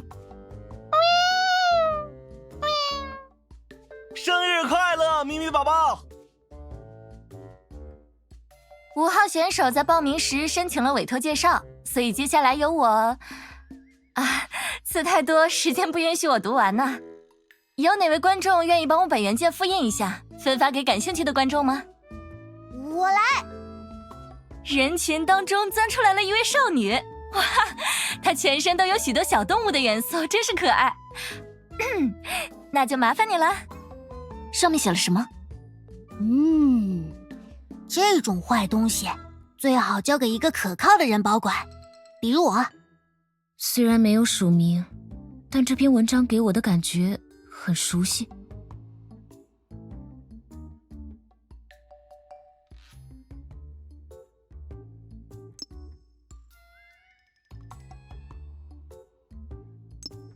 这绝对是瑟拉佩姆的文章，他居然这么早就开始写作了。那瑟拉佩姆故事里的角色岂不是……呵呵，我改变计划了。我要印1万份，我要让这篇文章载入史书，编入教科书，直到每一位火星人都能全文背诵。能收获这样的盛赞，一定是十分了不起的作品。克拉丽，能麻烦你给我也看看这篇文章吗？小蕾耶拉大人，请。赫利亚，你非要把我尾巴薅秃了才开心？明知故问的坏家伙。8号选手，8号选手主动弃权了。8号选手是谁呀？之前为了入场，我不是填了一份展品登记表吗？不过这一次，我和你就不上去了吧？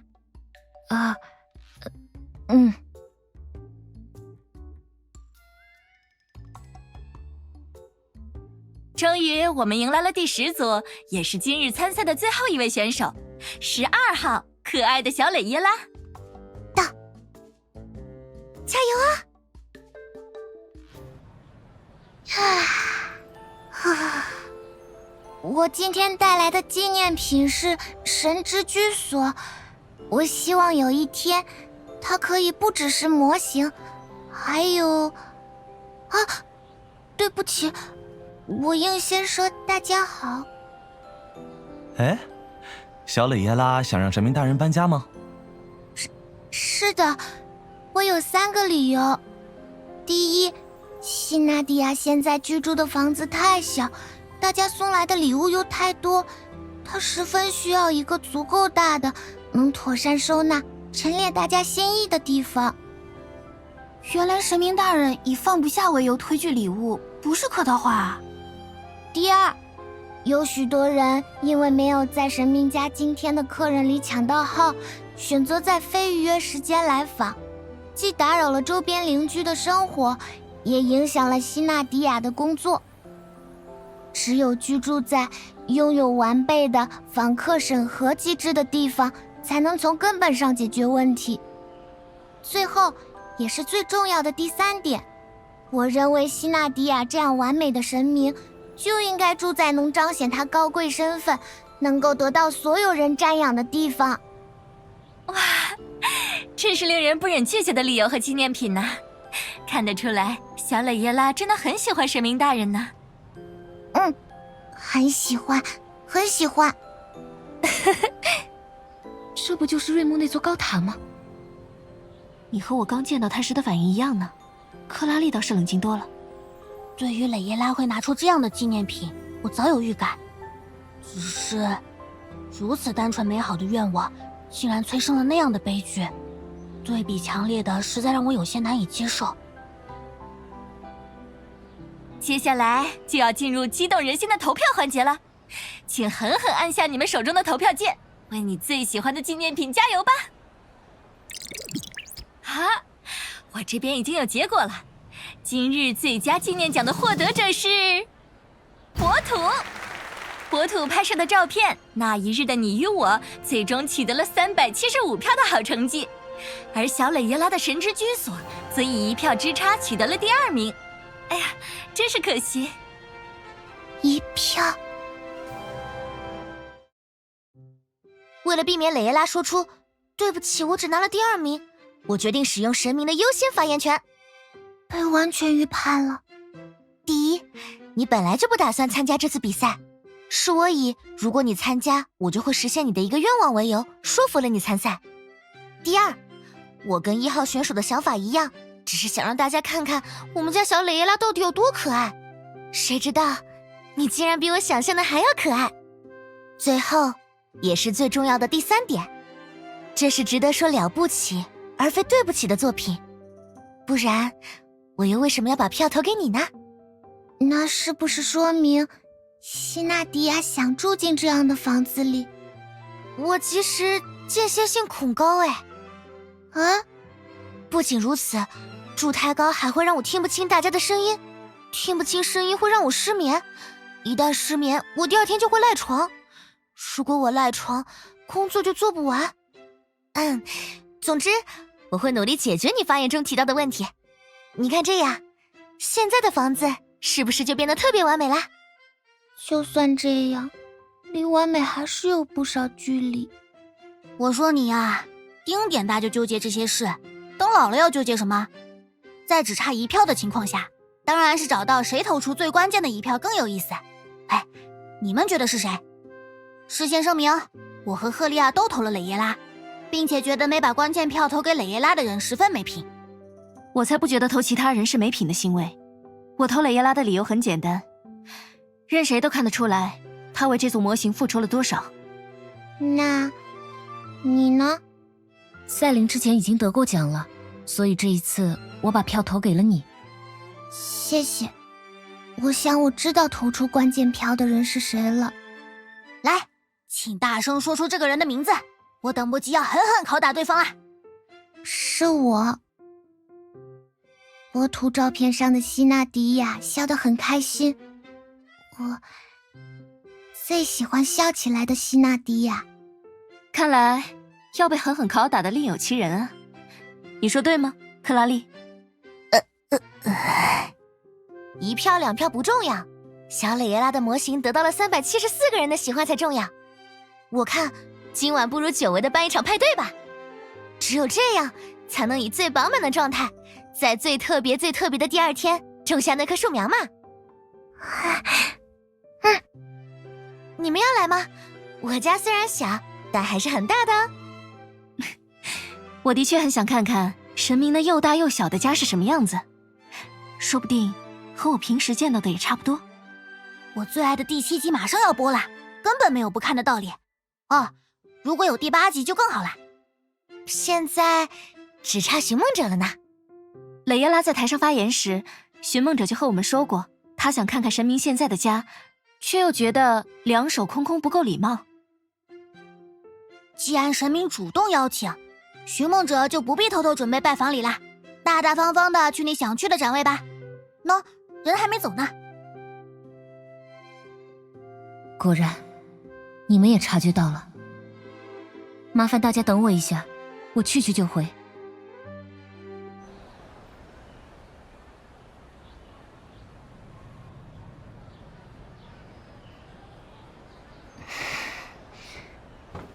博图，你会是我们认识的那个博图吗？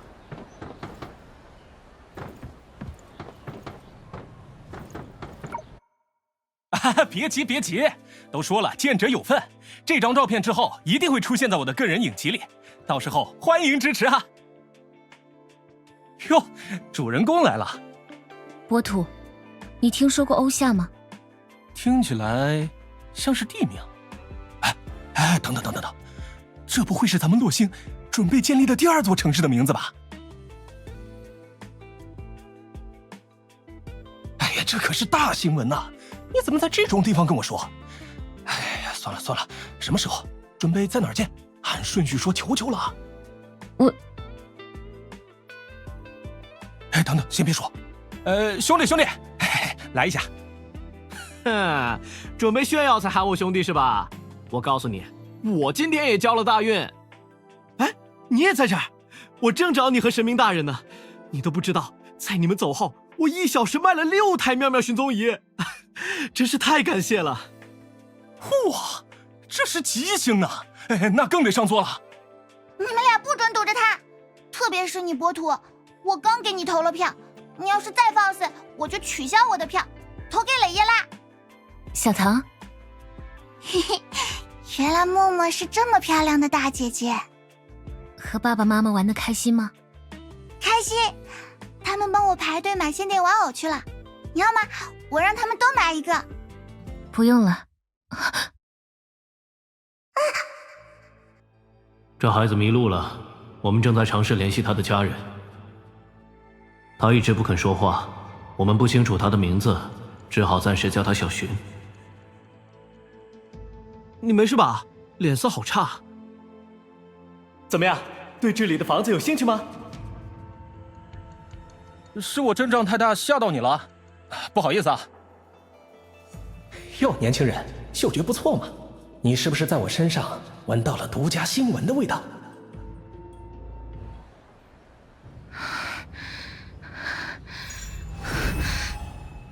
为什么未来的欧夏人会出现在地峰？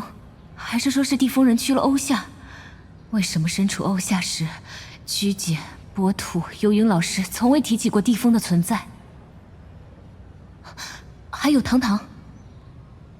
不，我绝不会让你和家人分开，成为什么小寻。寻梦者。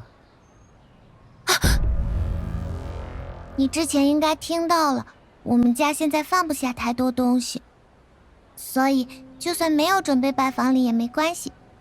若是有一个机会，能让已然知晓了未来的您，来到尚未启程的少女面前，你会怎么做？为了尚未发生的未来否定当下，活在当下的我们，又要以多么沉重的心情走向未来呢？好。糖糖，不好意思，希娜迪亚让我带她先回去。雷耶拉，茂茂是我最重要的朋友哦。我会照顾好她。波土，我很喜欢你的照片，下次再见面，能不能教教我摄影技巧？我也想像你一样，拍出能够忠实还原美好瞬间的照片。我突然觉得不出影节，出摄影教学书好像也不错。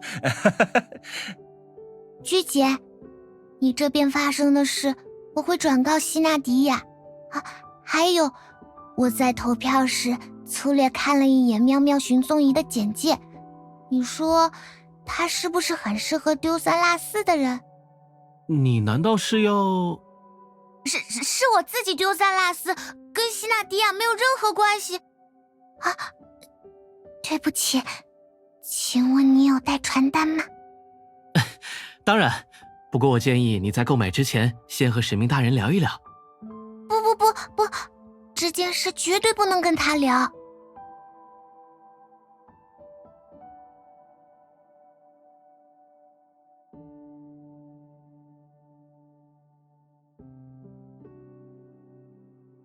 可为什么却又如此安心，如此温暖呢？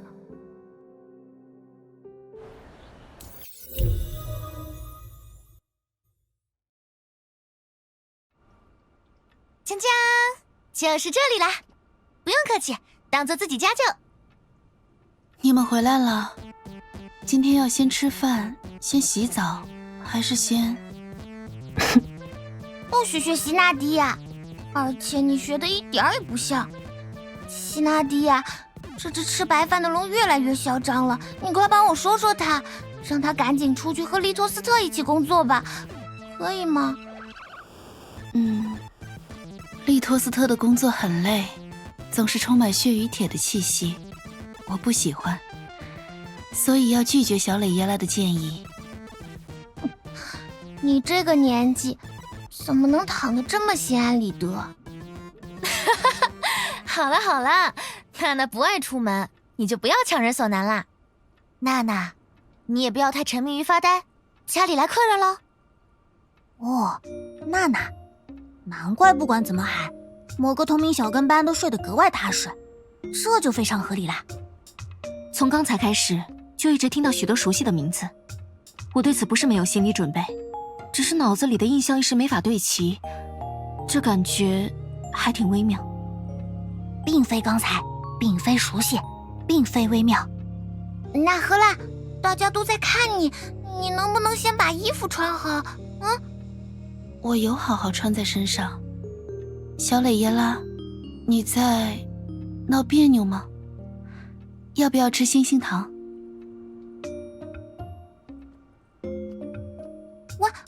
欢迎你们来做客，请吃糖果，这个分给你们。哦，谢谢。希娜迪亚，这个给你。是你最喜欢的口味，颜色也最适合你。谢谢你。哎呀，是我最喜欢的星星糖。小蕾拉真是太可爱了，有好好和客人们说话呢。啊，我看看，小蕾拉最喜欢的是这个。张嘴。啊，行吗？这也尝尝。抱歉，果然还是自己来比较好。我自己来就好，谢谢。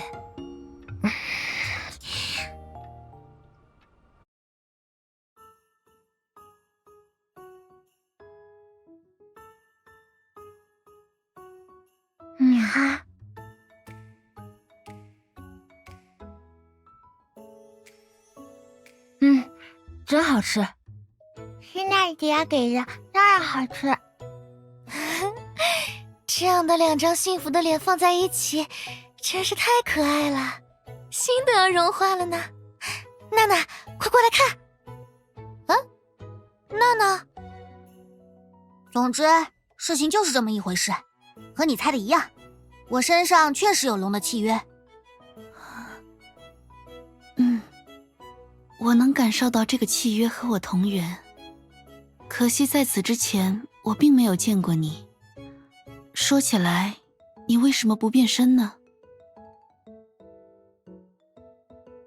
你真的相信克拉里说的那个，在一个由黄金打造的荒芜星球上，捡到了一个叫嚣着这是第400年，不放我出去我就毁灭全宇宙有机生命的发光瓶中小人？瓶子的材质是亮闪闪的琉璃。你们为了杜绝那份野心而被星龙认同，这很合理，我认为没有不相信的理由。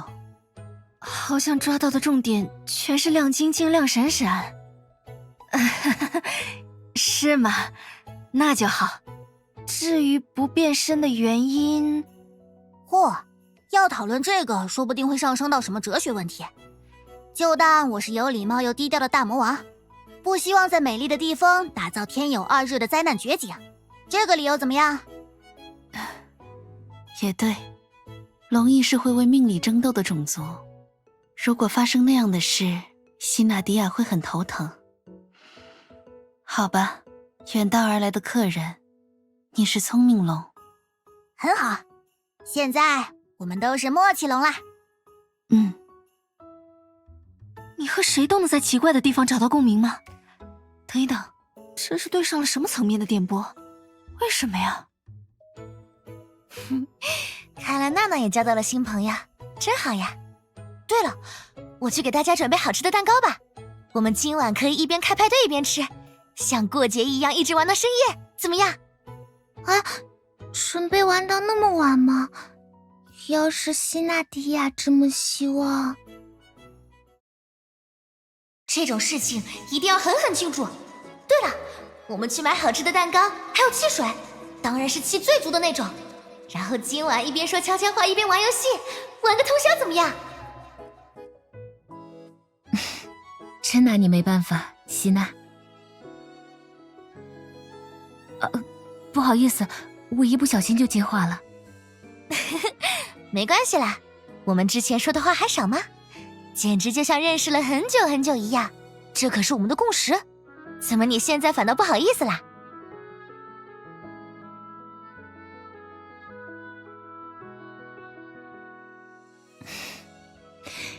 说得对，我也觉得已经认识希娜很久了。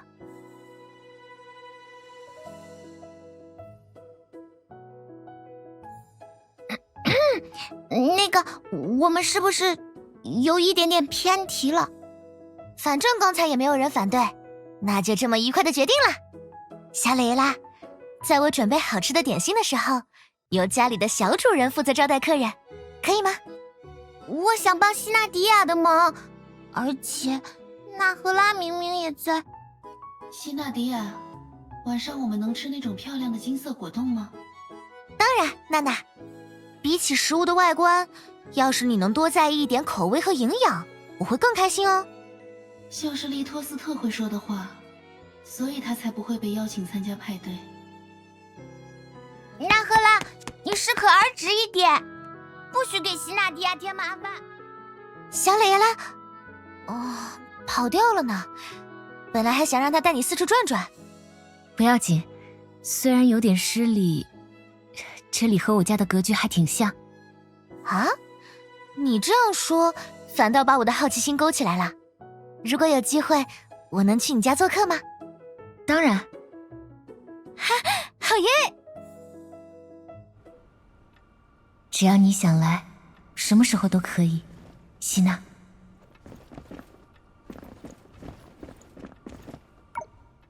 在欧夏读书时，我没少在书桌前熬夜写论文，考试周甚至除了睡觉就是复习。真怀念那个困了就能一头栽进床铺睡觉的自己啊！这是我的书桌，希娜迪亚的工作台在楼上哦。抱歉。你什么都没动呀，为什么要道歉？你真正应该道歉的，明明是那件事。哎，算了，寻梦者，我很想知道你投票给我的理由。你之前没说清楚，现在方便偷偷告诉我吗？因为你的模型很酷。啊？当然，不只是审美上的喜欢。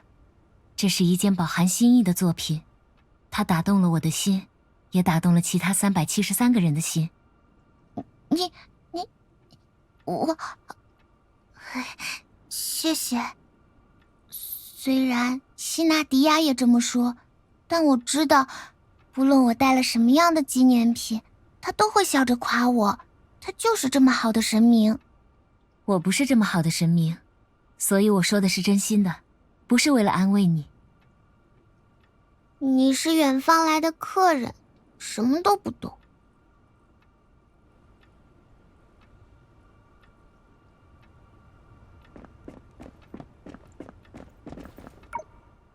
火星有3颗卫星吗？好学生赫利亚同学，快和我对对答案。啊，对，没错，优秀的克拉丽同学，我和你写的一样，如果判误，我们俩就会一起扣分。哦，寻梦者，正好你来了，那就问问你这个火生火长的本地人吧。在欧夏，洛星是双卫星结构的行星是常识。那会不会是某种投影或者工艺设计？不会吧？什么艺术品会飞在天上？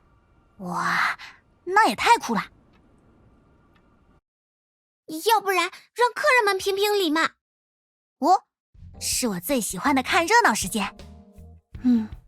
我倒是没有什么意见。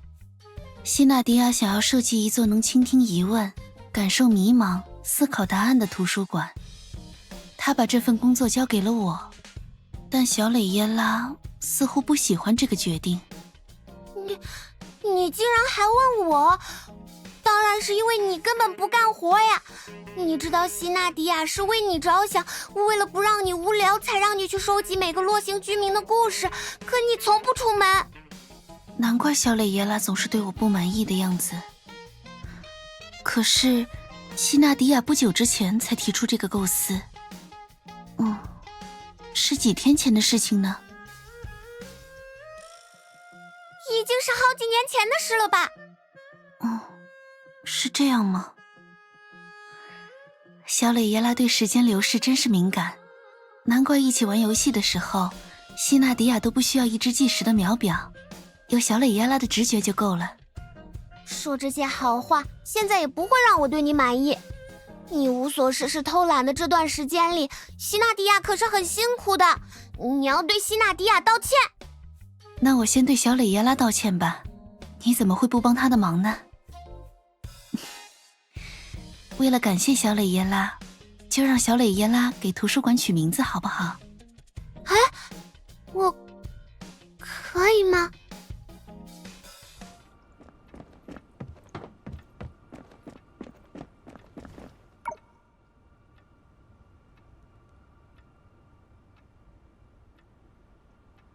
对我这样的普通学生来说，有点超纲了。真希望我能快些长大，长大到能帮他分担这些事的年纪。在我看来，你其实已经帮他分担了很多。但还远远不够呢。如果仔细看，你会发现它们具备同样的设计理念，自行运转。希纳迪亚想要打造的是一个不需要依靠神明也能好好运作和发展的世界。照你说的那样，希娜是想把神明指引人民的伟力整合到不同的规则和体系当中，就算不向他寻求答案，人们也可以知道他的想法和选择。能把自己的意志融进整个世界，他真是一位伟大的神明啊。那我问你，有这样伟大的神明，有希纳迪亚在的世界，难道不好吗？你没有立刻否认，说明你多少有一点赞同我的想法。然而，大家还是选择把我的纪念品当做一件厉害的模型看待，恐怕连希纳迪亚也不曾真正想象他拔地而起的样子。在投票时，我其实刻意回避了自己对未来的神之居所的想象，相信克拉丽和赫利亚也是如此。你还记得希娜是怎么夸你的吗？我不觉得她是会违心夸赞自己不喜欢的作品的神明。她当然不是。那你就更应该为你刚刚大声喊出的这一句抬起头了。说的好像很了解希纳迪亚一样，你们今天明明是第一次见面。只要建起足够高的塔，大家就会一直记得神明，一直记得希纳迪亚。对你而言，重要的究竟是传达心意，还是获得认可？你一定会说你都想要，而希娜不也全都收下，并且给予了吗？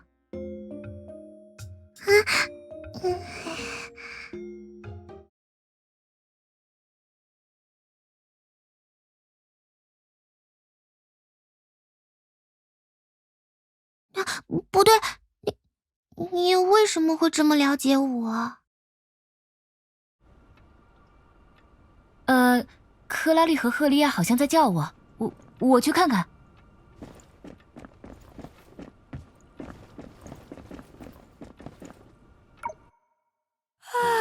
总觉得很久没有这么放松过了，好像回到了自己家里一样。真巧，我刚刚逃离尴尬的地狱。果然，这一次还是赫利亚的松弛感比较过分。寻梦者，刚才赫利亚可是差一点就在别人家里的沙发上相当享受的睡着了。哇，那么认真的赫利亚竟然……克拉丽，你还真是一如既往热衷于拆我的台。奇怪，我还是头一回坐在沙发上，听别人说话就涌上困意。唉，年轻就是好啊，倒头就睡，即使是在洛星神的家里也一样。那还是不一样的，我可不会在瑞木高塔里倒头就睡。说回正事，寻梦者，我们来交换一下之前收集到的信息吧。好，现在确实是最合适的时机。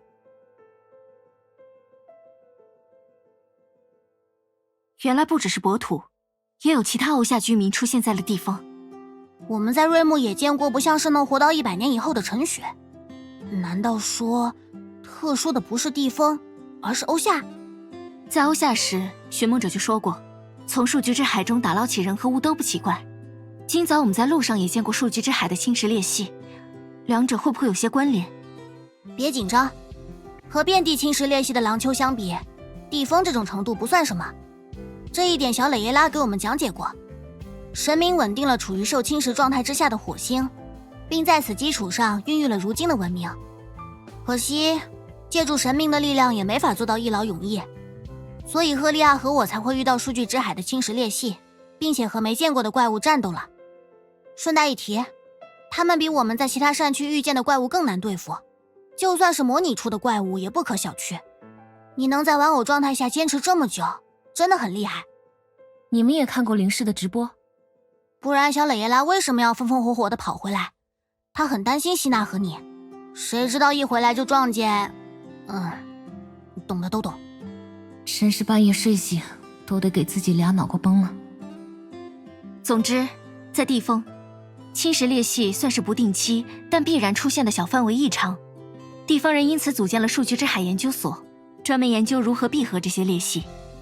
数据之海研究所，听起来和欧夏市数据研究所承载的功能完全一致。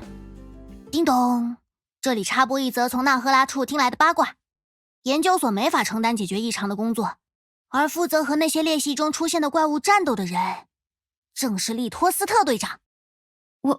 哇哦，笨蛋，你那是什么反应？想想就知道，那可是一份接近全年无休、当牛做马的可怕工作啊！但也十分适合他的个性。没劲，插播结束。那么回归正题，关于数据之海的侵蚀，我和阿英讨论过。用通俗一点的解释来讲，和地球不同，火星很可能处于由量子之海更胜一筹的不平衡数海结构中。神明的力量暂时将这片叶锚定在无限接近于海的枝干上，给火星文明提供了生长的养分和空间，也让其具备了一定的抵御海的能力。这种接航状态让萦绕火星的量子之海产生了某种异化，所谓数据之海便也应运而生了。当然，这个猜想基于在这里海的影响大于树的作用。如果把数据之海的侵蚀看作海的体现，那么像欧夏那样和数据之海共存甚至利用数据之海的能力，才属于火星文明的异常呢。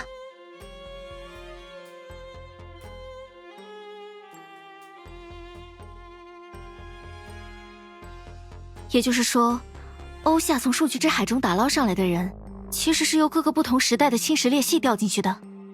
那么陈学姐就是在那之后又过了很久掉入数据之海的，所以和我熟知的样貌大不相同。可刚才那几个人根本和在欧夏的样子一模一样。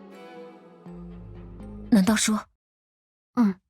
如果猜想成立，这个时期的地风一定会爆发一场巨大的危机，造成的后果之一，正是这些原本属于地风的居民落入数据之海，直到被欧夏数据研究所捞起，失去了记忆与过往，他们会被看作凭空诞生的人也不奇怪了。所以我们来到的才会是这个时间点，和之前每次都一样，危机爆发前最后的缓冲期。如果我们不能找到危机的源头，所有人都会面临危险，甚至也许地风会就此毁灭。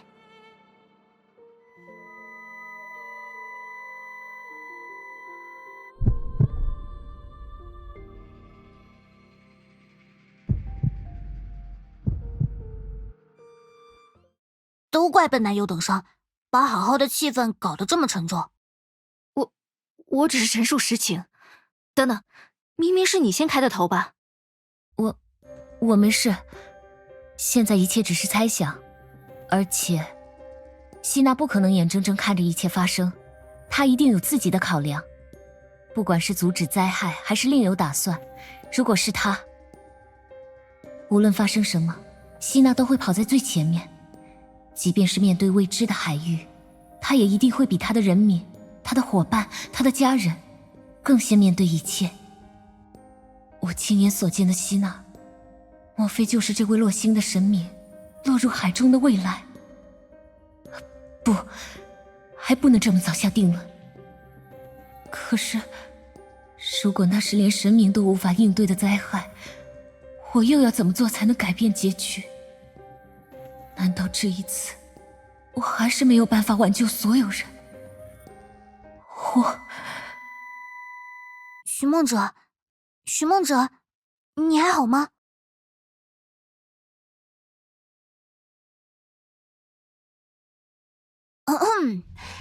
为了惩罚低情商的赫利亚，我决定讲一件她的糗事来缓和尴尬的气氛。赫利亚曾经钻研丽塔老师的光辉经历入迷，模仿过她课件里的所有造型，而那之中，赫利亚模仿的最不像，以至于有点滑稽的，就是我们无敌的特工丽塔。等等，你怎么会知道这件事？当然是我看到你偷偷在房间里摆造型，感觉到一股杀气，不能往下讲了，还是说回特工丽塔老师吧。邪恶医药公司以为绑架一位天才科学家就能掌握他的发明，可惜世上还有一名绝顶聪明的特工，是他们的变数和劫难。对于怀有不可知阴谋或者其他秘密的人们来说，我丽塔就是你们最大的恐惧。丽塔老师这么说着，救下人质，优雅地离开了现场。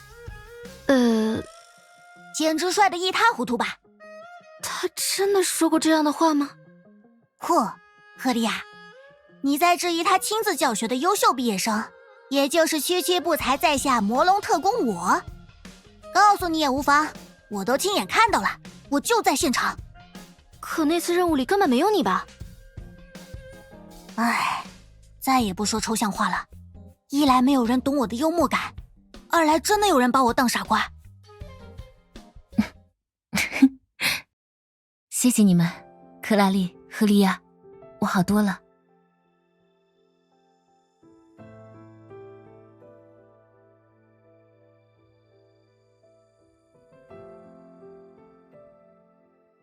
我真的是遇到了一群很好很好的人呢。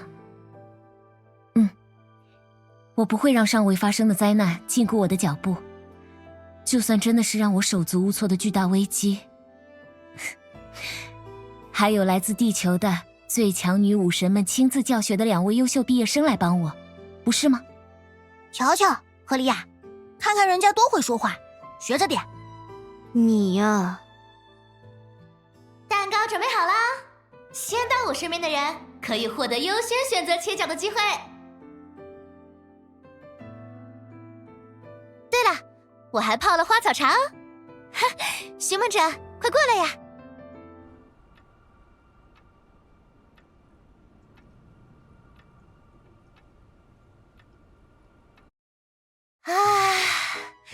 吃饱了，吃饱了，好久没有这么热闹过了，真开心呀！果然还是人多的好，大家一起吃饭聊天，感觉时间唰的一下就过去了。吃完甜口吃咸口，吃完辣口换甜口，甜咸甜咸无穷尽也。真是太棒了！难道这里是天国吗？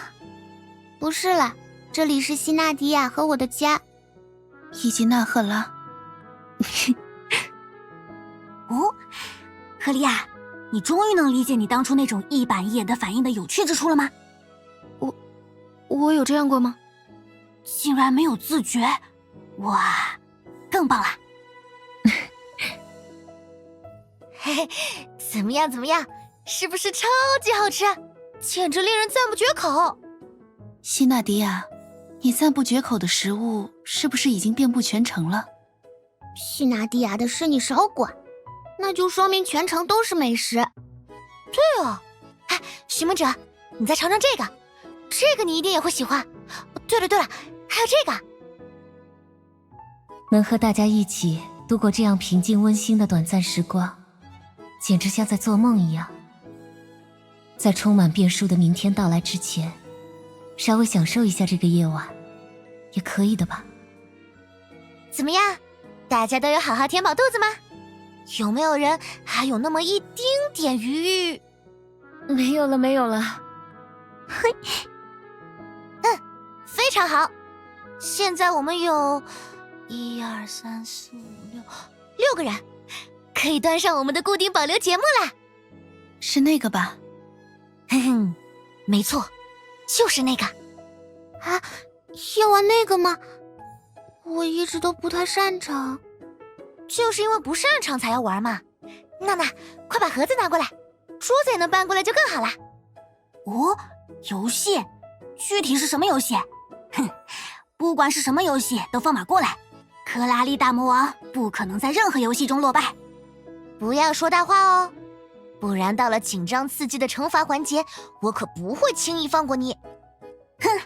接受挑战。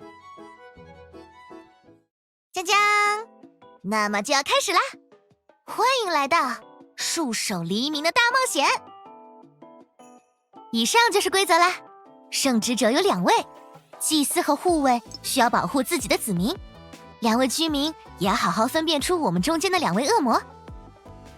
赫利亚同学，你明白的吧？这是那个我们都绝不会陌生的人类与会变身的狼人斗智斗勇的无情厮杀游戏。我明白，人狼殊途，我们的友谊从抽到手牌的那一刻就结束了。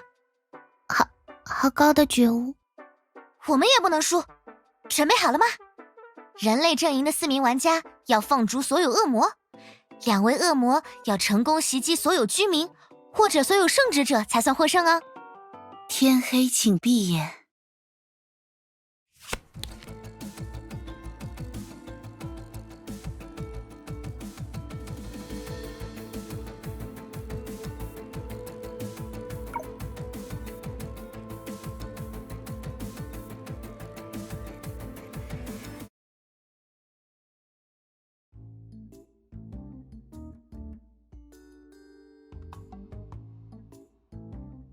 我没有获得信息，但我认为希纳迪亚一定不会是恶魔。希纳迪亚应该是祭司吧？那是当然的。如果我是护卫，我一定会守护希纳迪亚。蕾耶拉的底牌应该是一位没有特殊技能的居民，但在这时表达自己对希娜的绝对信任不是好选择。他是在不知道该怎么做的时候下意识依赖他吗？哼哼，没错，我就是祭司。我查验了娜娜的身份。娜娜，不要再演了，快告诉我，你是不是选择了袭击我？真狡猾呀！是，我虽然是祭司，但马上就会变为恶魔，在投票时袭击你了，要小心哦。看来纳赫拉是祭司，他知道希娜的身份是恶魔，但被希娜抢先一步。太好了，运气站在我们这边。哎，克利亚，英明神武的克拉丽女士昨晚誓死守护了你，还不快说谢谢伟大的守护者克拉丽。总之这一局你可以活下去了。克拉丽，你不是护卫吧？说，为什么要批我的铠甲？我才是那个誓死守护你的人，你是在试探我的底牌吗？哎，这不对吧？两个正义市民为什么在互相指责？我也没有获得什么信息。场上同一底牌的人是不是有点太多了？我大概会投票给2个祭司中的一个，或者2个护卫中的一个。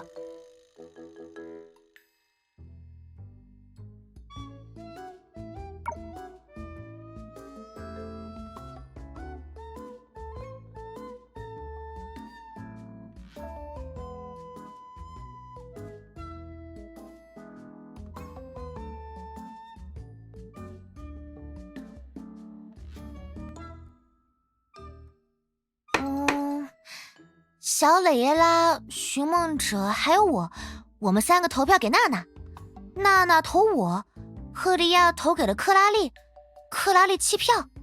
啊，那就是娜娜被放逐出局，太可惜了。天黑请闭眼。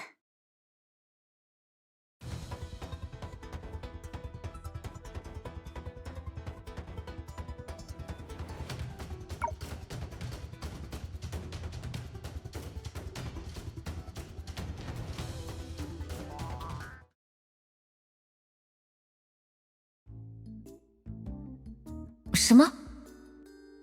耶，好厉害！连续2晚都是精密一夜。看昨天的投票，护卫应该是赫利亚吧？那么克拉丽就是居民了。可是昨天寻梦者和我就已经占了居民身份。没错，小蕾耶拉说的很好嘛。最后一个恶魔一定就藏在居民中间，所以我查验的是寻梦者。他是个好人，今天得在克拉丽和小蕾耶拉中间分辨了呢。抱歉，你们继续。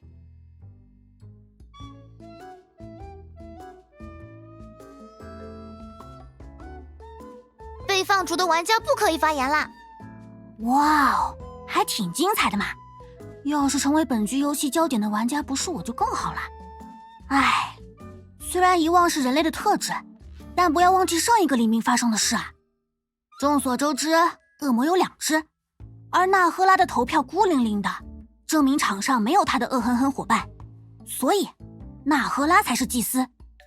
将纳赫拉投出局的希娜，因此一定是恶魔。至于蕾耶拉和寻梦者，哇，寻梦者，你真是太坏了，连小孩也骗。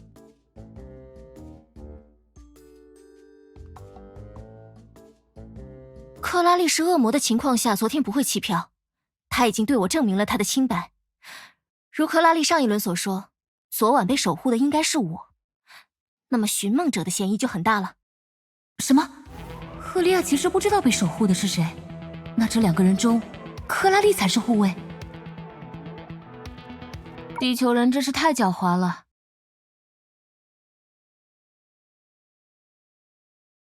给我一个机会，我想做个好人。嚯，那你跟祭司说，看他让不让你做个好人。我自爆！我们恶魔向护卫发起今夜的单挑邀请，希纳迪亚不会让他的恶魔同伴身陷重围，至少不会让你被放逐在我前面了。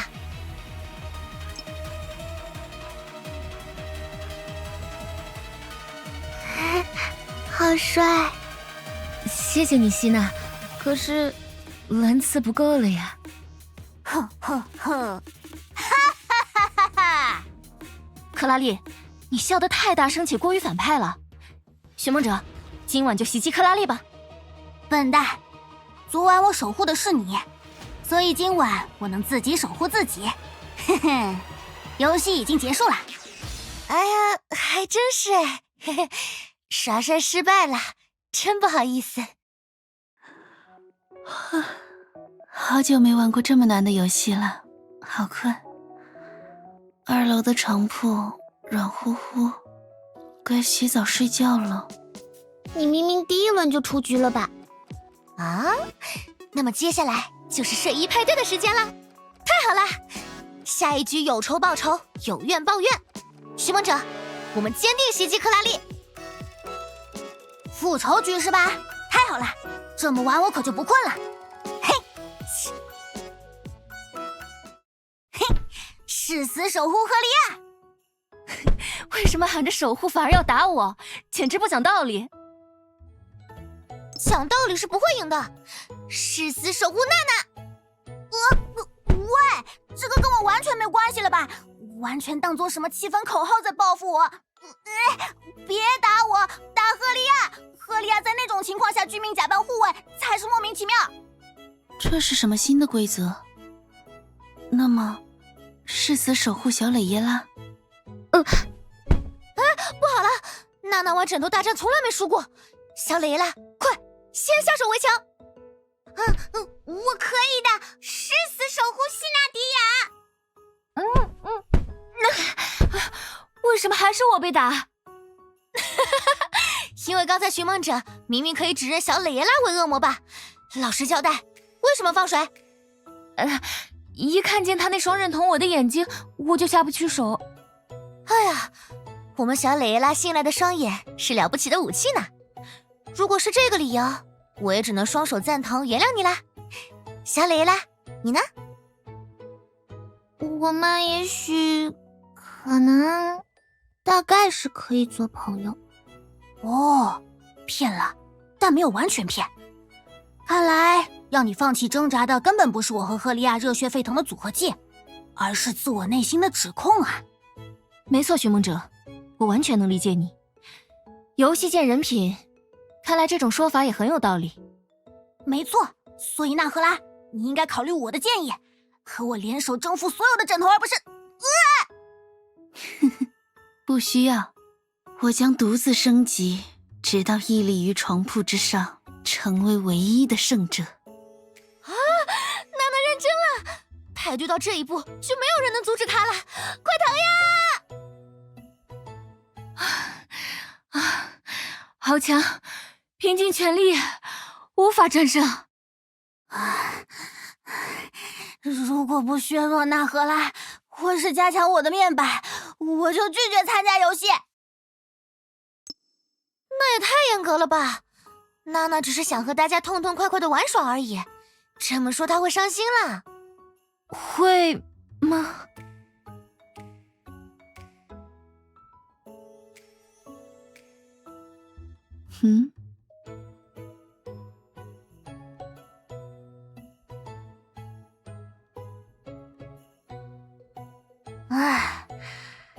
经不用再战斗了。要不，大家现在就睡觉吧。清晨最适合种植，如果睡过头，事情就要拖到后天了。那我们加快速度，快进到惩罚环节吧。做点什么好呢？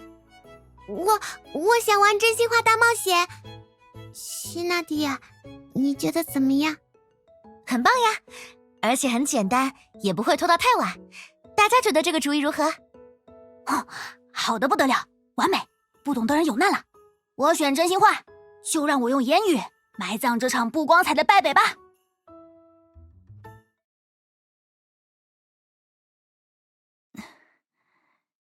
假如你能退生，来生想做什么？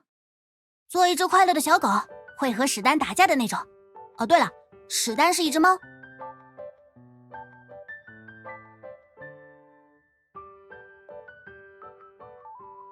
选择真心话不是更方便吗？那就复述一下最近听到的梦话吧。寄宿在我命运之中的醉龙之力啊，响应我的召唤，封印解除。哦，吼吼吼吼！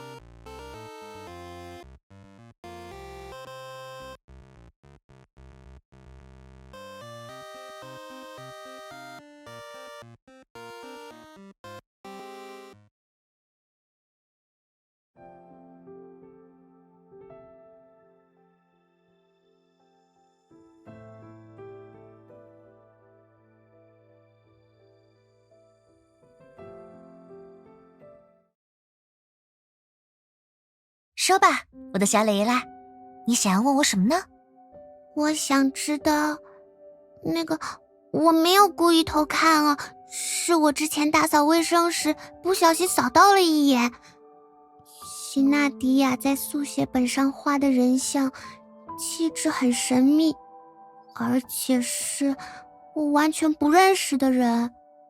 那是谁呀？你怎么一下从小狮子变成小兔子了？这个问题有点难回答。如果硬要给一个答案，那是我在梦里见过的陌生人。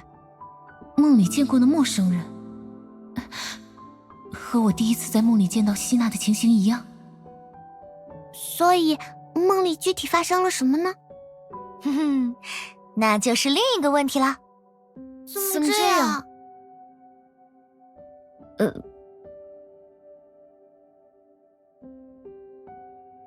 那希娜迪亚，一会儿我能睡你旁边的位置吗？当然啦，小蕾拉离我这么近，我说不定会做关于小蕾拉的梦啊。那一定是个好梦。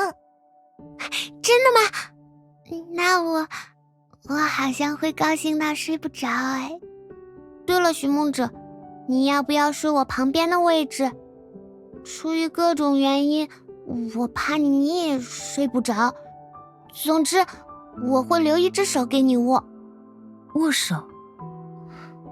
他还在担心我下午突然精神恍惚的事吗？说起来，那之后他就经常偷看我，眼神也不像初见时那样充满戒备了。谢谢你，蕾耶拉。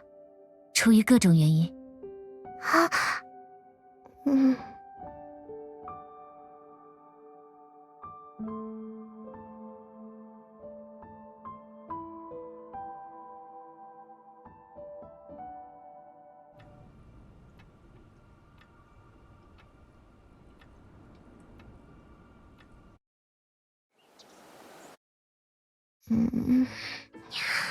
现在是什么时候？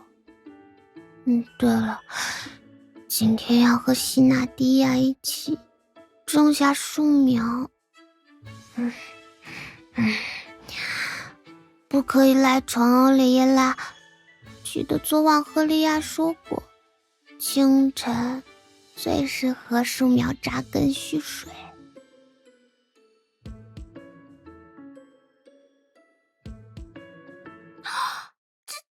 怎么会？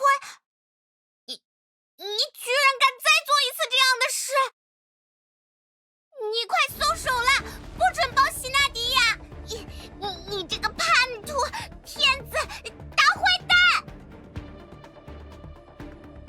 发生什么事了？笨蛋，识相就闭嘴，双锁还没睡醒，听我的。身上好像有什么重物，是猫吗？委屈又愤怒的控诉，是我做了什么不可原谅的事情吗？好重啊！还睡？不许！你起来！亏我还把你当朋友，你就是为了接近希纳迪亚才对我说了那些话吗？你到底在打什么主意？我说的都是真心话，更不会对希娜做任何不利的事。可到头来，是你睡在了他旁边，还抱他抱得那么紧。你知道我花了多大力气才把你扯下来吗？抱歉，我以为是抱枕。我抱的才是抱枕。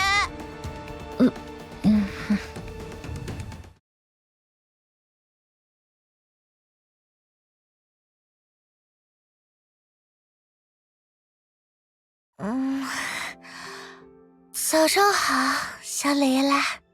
嘿，我昨晚真的做了个好梦啊。你昨晚睡得好吗？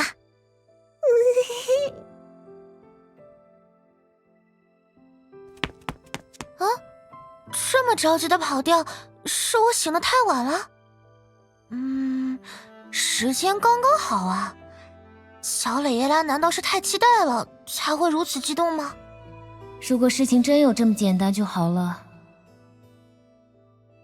唉，真是的，娜娜他们三个完全叫不醒。果然，真心话大冒险结束后，就不应该再追加一轮枕头大战。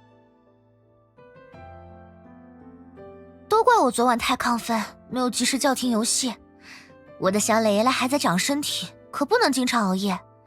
不过，她今天还是能早早起床。是害怕大家睡过头吧？真可靠呀！好啦，时间差不多了，没起床的人就不等喽。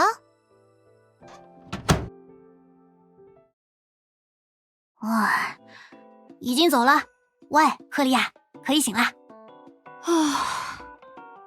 我还是有点担心。希纳迪亚听起来完全在状况之外吧？寻梦者和蕾耶拉两个人。要是独处该怎么办啊？别问我像是操着父母心的问题，鸡皮疙瘩都要起来了。我可受不了那种气氛，怎么想寻梦者都能比我处理得更好。好困，什么时间了？奇怪，只有你们吗？其他人呢？还有高手。那赫拉，作为第二轮枕头大战坚持到最后的胜者，你知道大战之后发生了什么事吗？说起这个，你们每个人都应该为自己今早没有着凉而感谢我。虽说把你们放得有些随意，但我帮每个人都盖好了被子。特别是小蕾耶拉，她玩得太兴奋了，连梦里都还在手舞足蹈。我怕她打醒希纳迪亚和寻梦者，就把她搬进我的枕头堡垒，又给了她2个抱枕。她一手一个，很快就睡熟了。这种时候，微笑已经没有用了。赫利亚，我这个失职的护卫，什么都没能守住。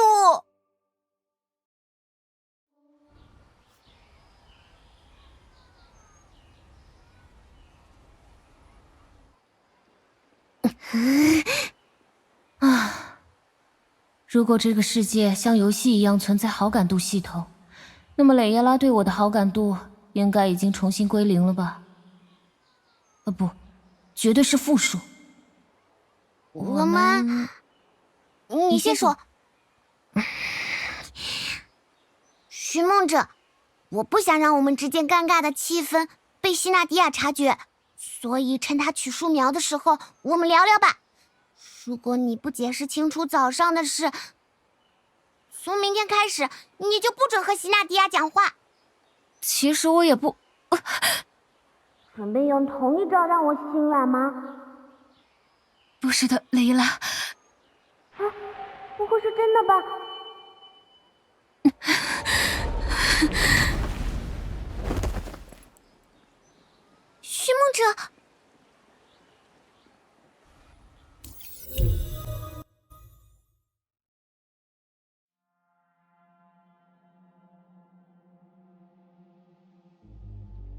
数据之海。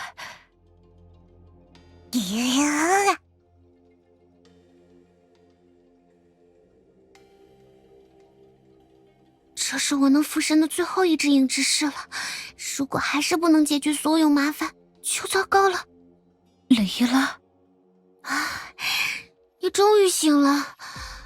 虽然不知道究竟是什么让我们突然坠入了数据之海，但我一定会带你回去。可别忘了，你还欠我一个解释。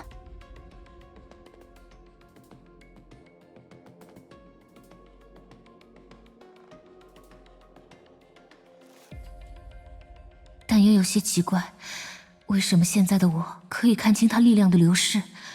难道说你是地风的客人，更是西纳迪亚的客人，所以我一定要做到。也许还没到你把压力都堆在自己身上的时候，雷耶拉，有我呢。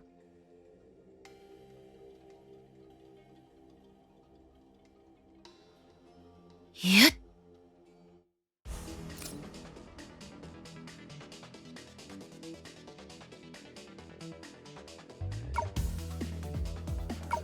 鱼之士，总算成功了。为什么你会？雷耶拉，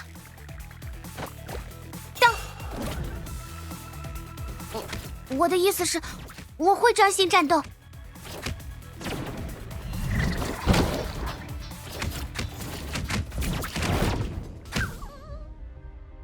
哦，原来指挥引怪是这种感觉啊，有点像玩过的一款宠物对战游戏。你在说什么？你现在感觉怎么样？有影之士作为身体的平依，应该可以再撑上一段时间，但我的意识还是有点恍惚。大概这就是数据之海研究所在失明报告中提到的征兆吧。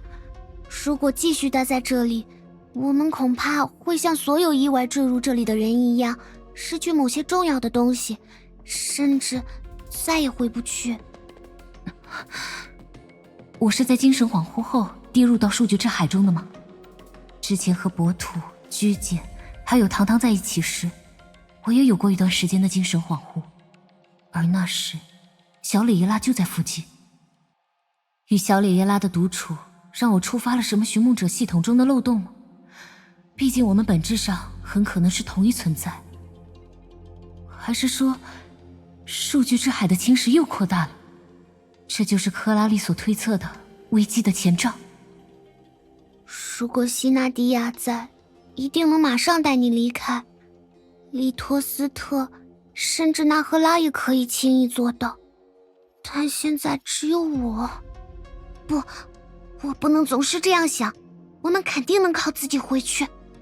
上次是维塔帮我们开启了通往地峰的裂隙，如果他还能做到相同的事，我们就有机会。但那个最爱看戏的维塔，真的会如此好心？事已至此，只能试试了。寻梦者，虽然一点也不想向他求助，但也没有别的选择了。豁出去了。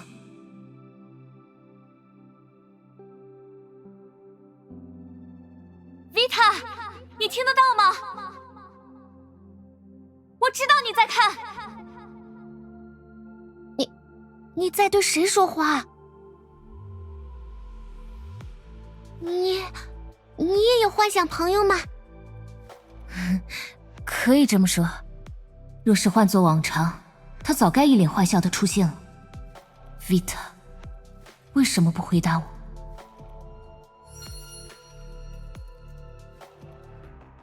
寻梦者，你真的只是个平平无奇的异乡来客吗？能召唤出鱼执事，还做出刚刚那样奇怪的事，可不是一般人所为。既然做到了，就说明你不一般。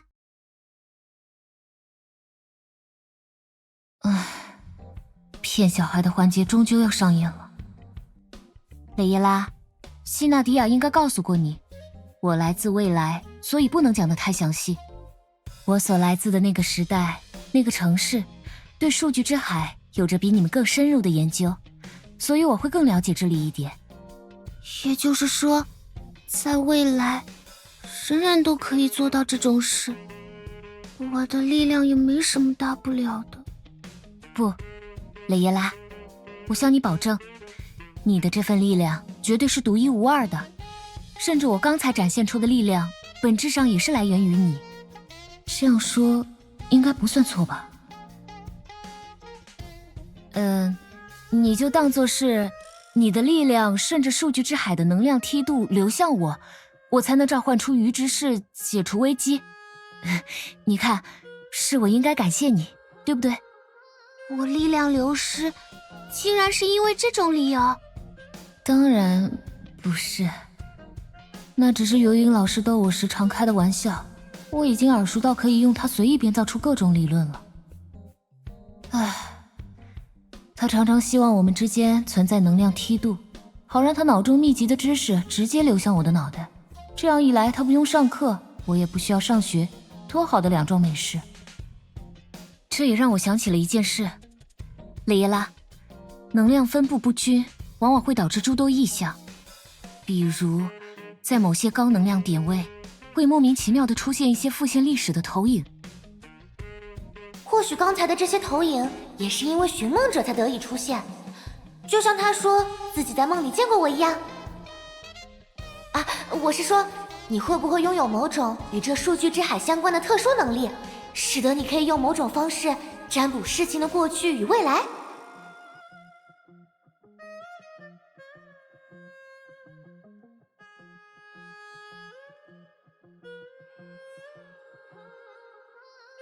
我们上一次来到数据之海还是1天之前，这里还残留着跨越善区时留下的投影的几率很高。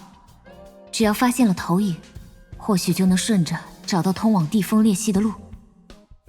那么问题来了，要怎么才能找到容易出现投影的高能量点位呢？我又没有克拉丽那能够测量能量梯度的无人机。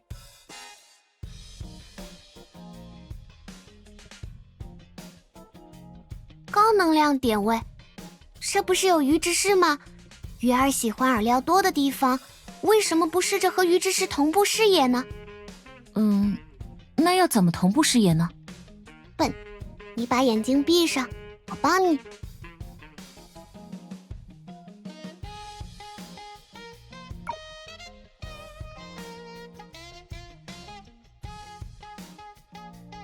授人以鱼，不如授人以渔。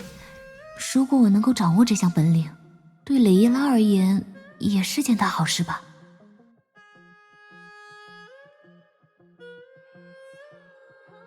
嘿，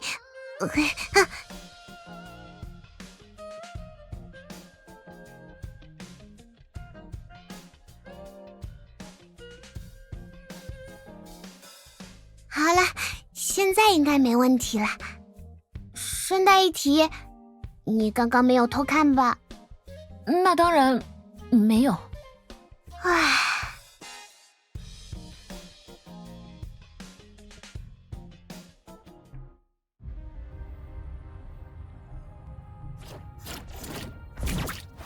找到了，不愧是你，雷耶拉。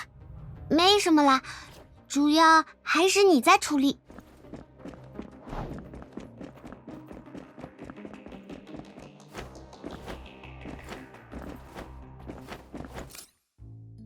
嘘，这里交给我吧。哎呀！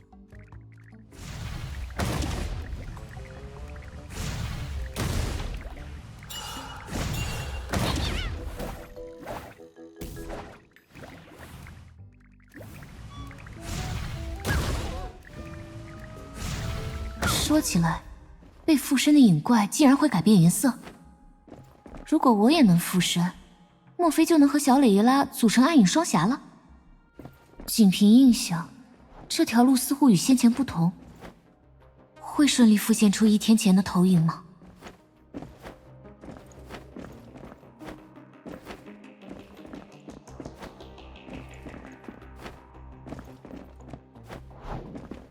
在那里，真的出现了。这是龙还有别的龙。如果是龙，不好，万一被蕾伊拉看出是克拉丽，事情就更难解释了。他的眼神和战斗起来的克拉丽好像，说不定他只是旅行至此的角色扮演爱好者。角色扮演，倒是很适合克拉丽呢。哎，你说，如果请地风的裁衣师为克拉丽做一件类似质感的衣服，作为他帮忙调整纪念品的谢礼，合适吗？当然合适。这样一来，克拉丽再以超级红龙形态出击，也就不会被质疑了吧？真是挑战与挑战与挑战并存的冒险。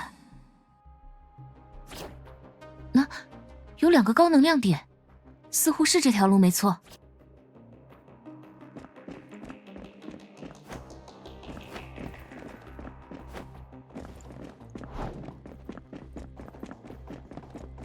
等等，那是……哎，他长得好像赫利亚，完全是怕什么来什么。你什么时候变回来了？我的力量恢复了许多，也就没必要继续使异影之事了。他应该好好休息一会儿。这是不是也证明我们离地风越来越近了？也许吧。不过寻梦者，你还没回答我，他为什么和赫利亚长得这么像？好执着的孩子。其实赫利亚他……原谅我，赫利亚，我真的尽力了。他是个演员，这套装扮正出自他出演的首部电影《骑士斗魔龙》。在我的家乡，有无数人因为这支电影喜欢上他。他的粉丝出现在这儿，可能是模仿电影情节吧。怎么竟模仿最危险的情节呢？对了，克拉丽是他的头号粉丝，崇拜到会忍不住抱他大腿的那种。如果你很好奇赫利亚为什么会收获那么多粉丝，可以找机会问问克拉丽。他们居然是这样的关系？是啊。我们还是继续赶路吧，回去的希望越来越大了。害你被迫出道了，赫利亚。不过照这个顺序，下一个浮现出的过往里，该不会有我吧？可别忘了确认另一个高能量点哦。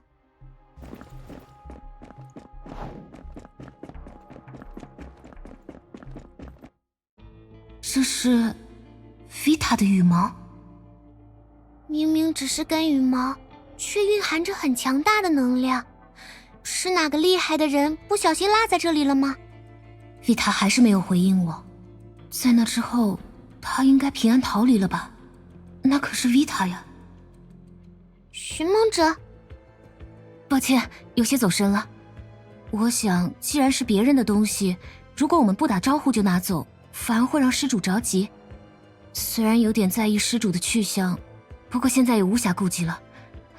先记下位置，或许以后能帮上忙。你意外的很可靠呢。现在的路越来越熟悉了，希望一切顺利。毕竟留给寻梦者的理由已经不多了。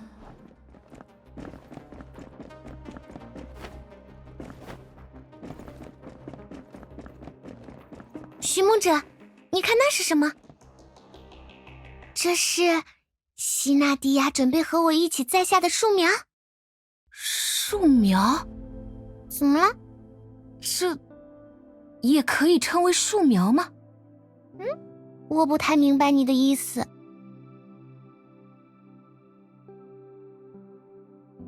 我看到的是许许多多的巨树枝干，在它们的树冠之上还有一座城市。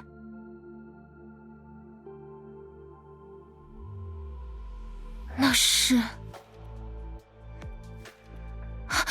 水幕。寻梦者，你又开始说奇怪的话了。抱歉。应该还是能量场不稳定的缘故，它让我看到了曾经去过的一座城市。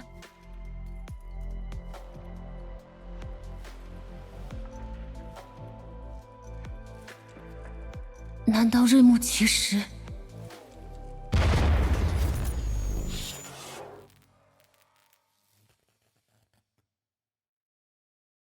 怎么回事？糟了，那些怪物又涌过来了，没时间了。雷伊拉，你相信我吗？勉强算是信。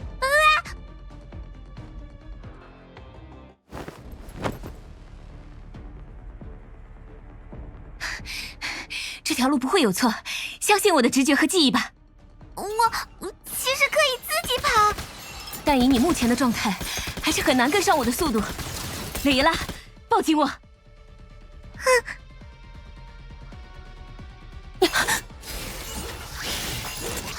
要是被击中就糟糕了。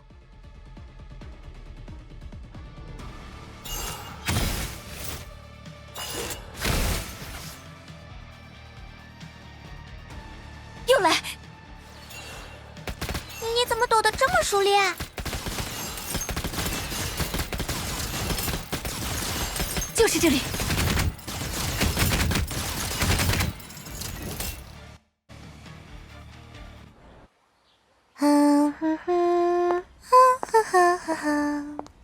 回来了。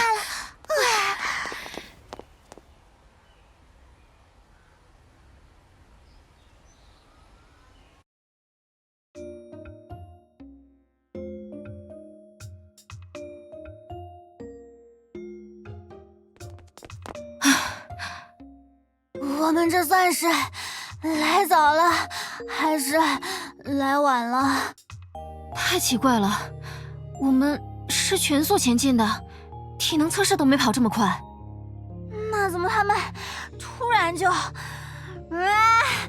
我不行了！你们不要紧吧？哼，怎么10分钟不见，就多了4个气喘吁吁的人？10分钟？果然，数据之海中的时间流逝速度和外界并不相同。不过，最令我好奇的嘛……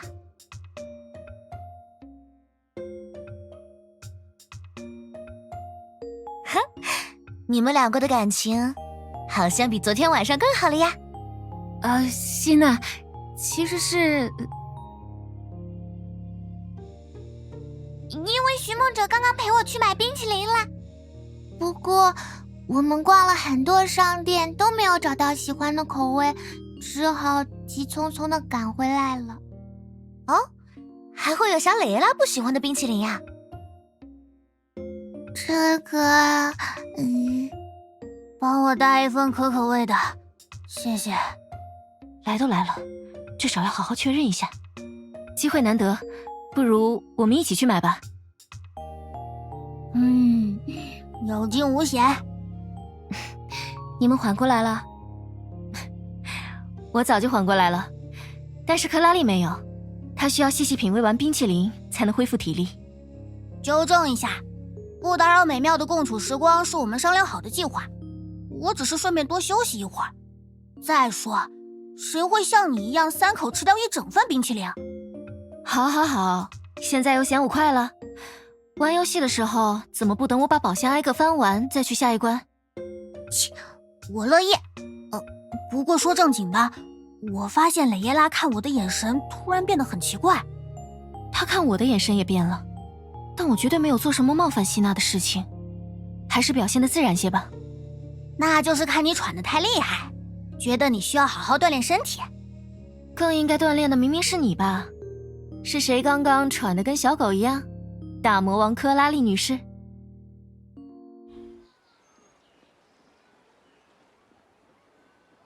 好啦，刚好大家都在，我们一起来祈福吧。树苗会感受到真诚的心意，健康长大，然后庇佑大家一路顺行的。我喜欢这个环节，通常完成之后，我们就能从神明那里获得强大的增益效果。就你话多。我以洛星神明之名，于此为我的子民祈求福祉。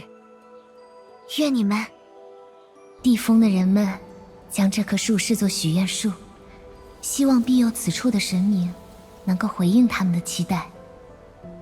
或许因为神明就在我身边，我们在地风的旅程才会比预想中愉快、轻松。因为有希娜在，一切都充满希望。是她让我不再忧虑，不再害怕，甚至开始期待这段旅程的明天。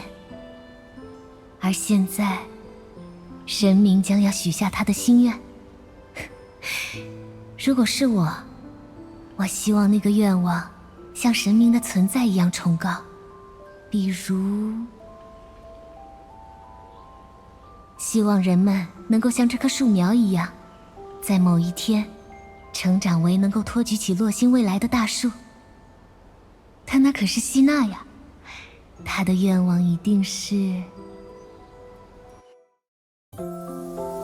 愿大家能一直像今天这样开心。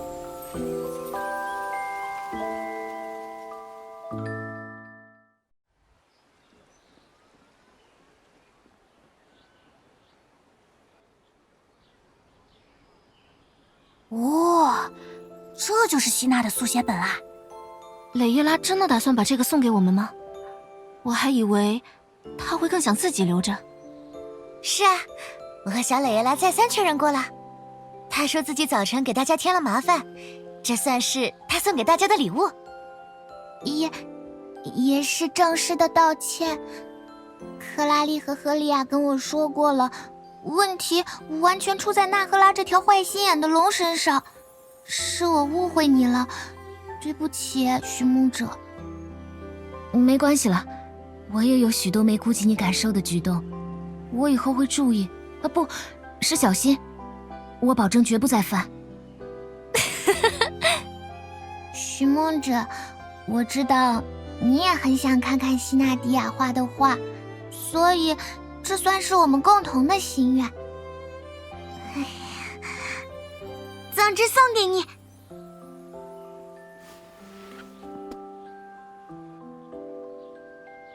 发现了吗？小蕾叶拉又害羞了呢。啊，她是不是很可爱？是不是？他的确是个特别可爱的孩子。是吧？是吧？啊，对了，明天我想带你们去地风的主城区逛逛。你们远道而来，如果只是在纪念馆玩一玩、转一转，作为神明的我可就太失职了。虽然离这里有些远，不过我们有特别的交通方式，你们一定会喜欢。啊，小蕾叶拉也会一起去，那里的路她比我还要熟悉啊。那我在家等你们，有些事项要早做准备。蕾叶拉把希娜迪亚的东西送给我们当礼物，听起来怪怪的，脑子里一带入长大后的那个她，就更怪了。因为对小蕾叶拉来说，希娜迪亚的东西比自己的要珍贵多了吧？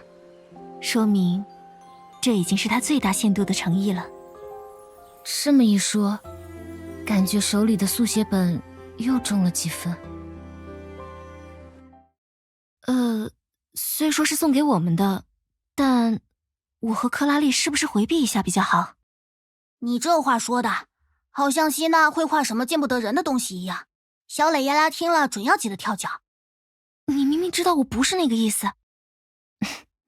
没关系，我们一起看吧。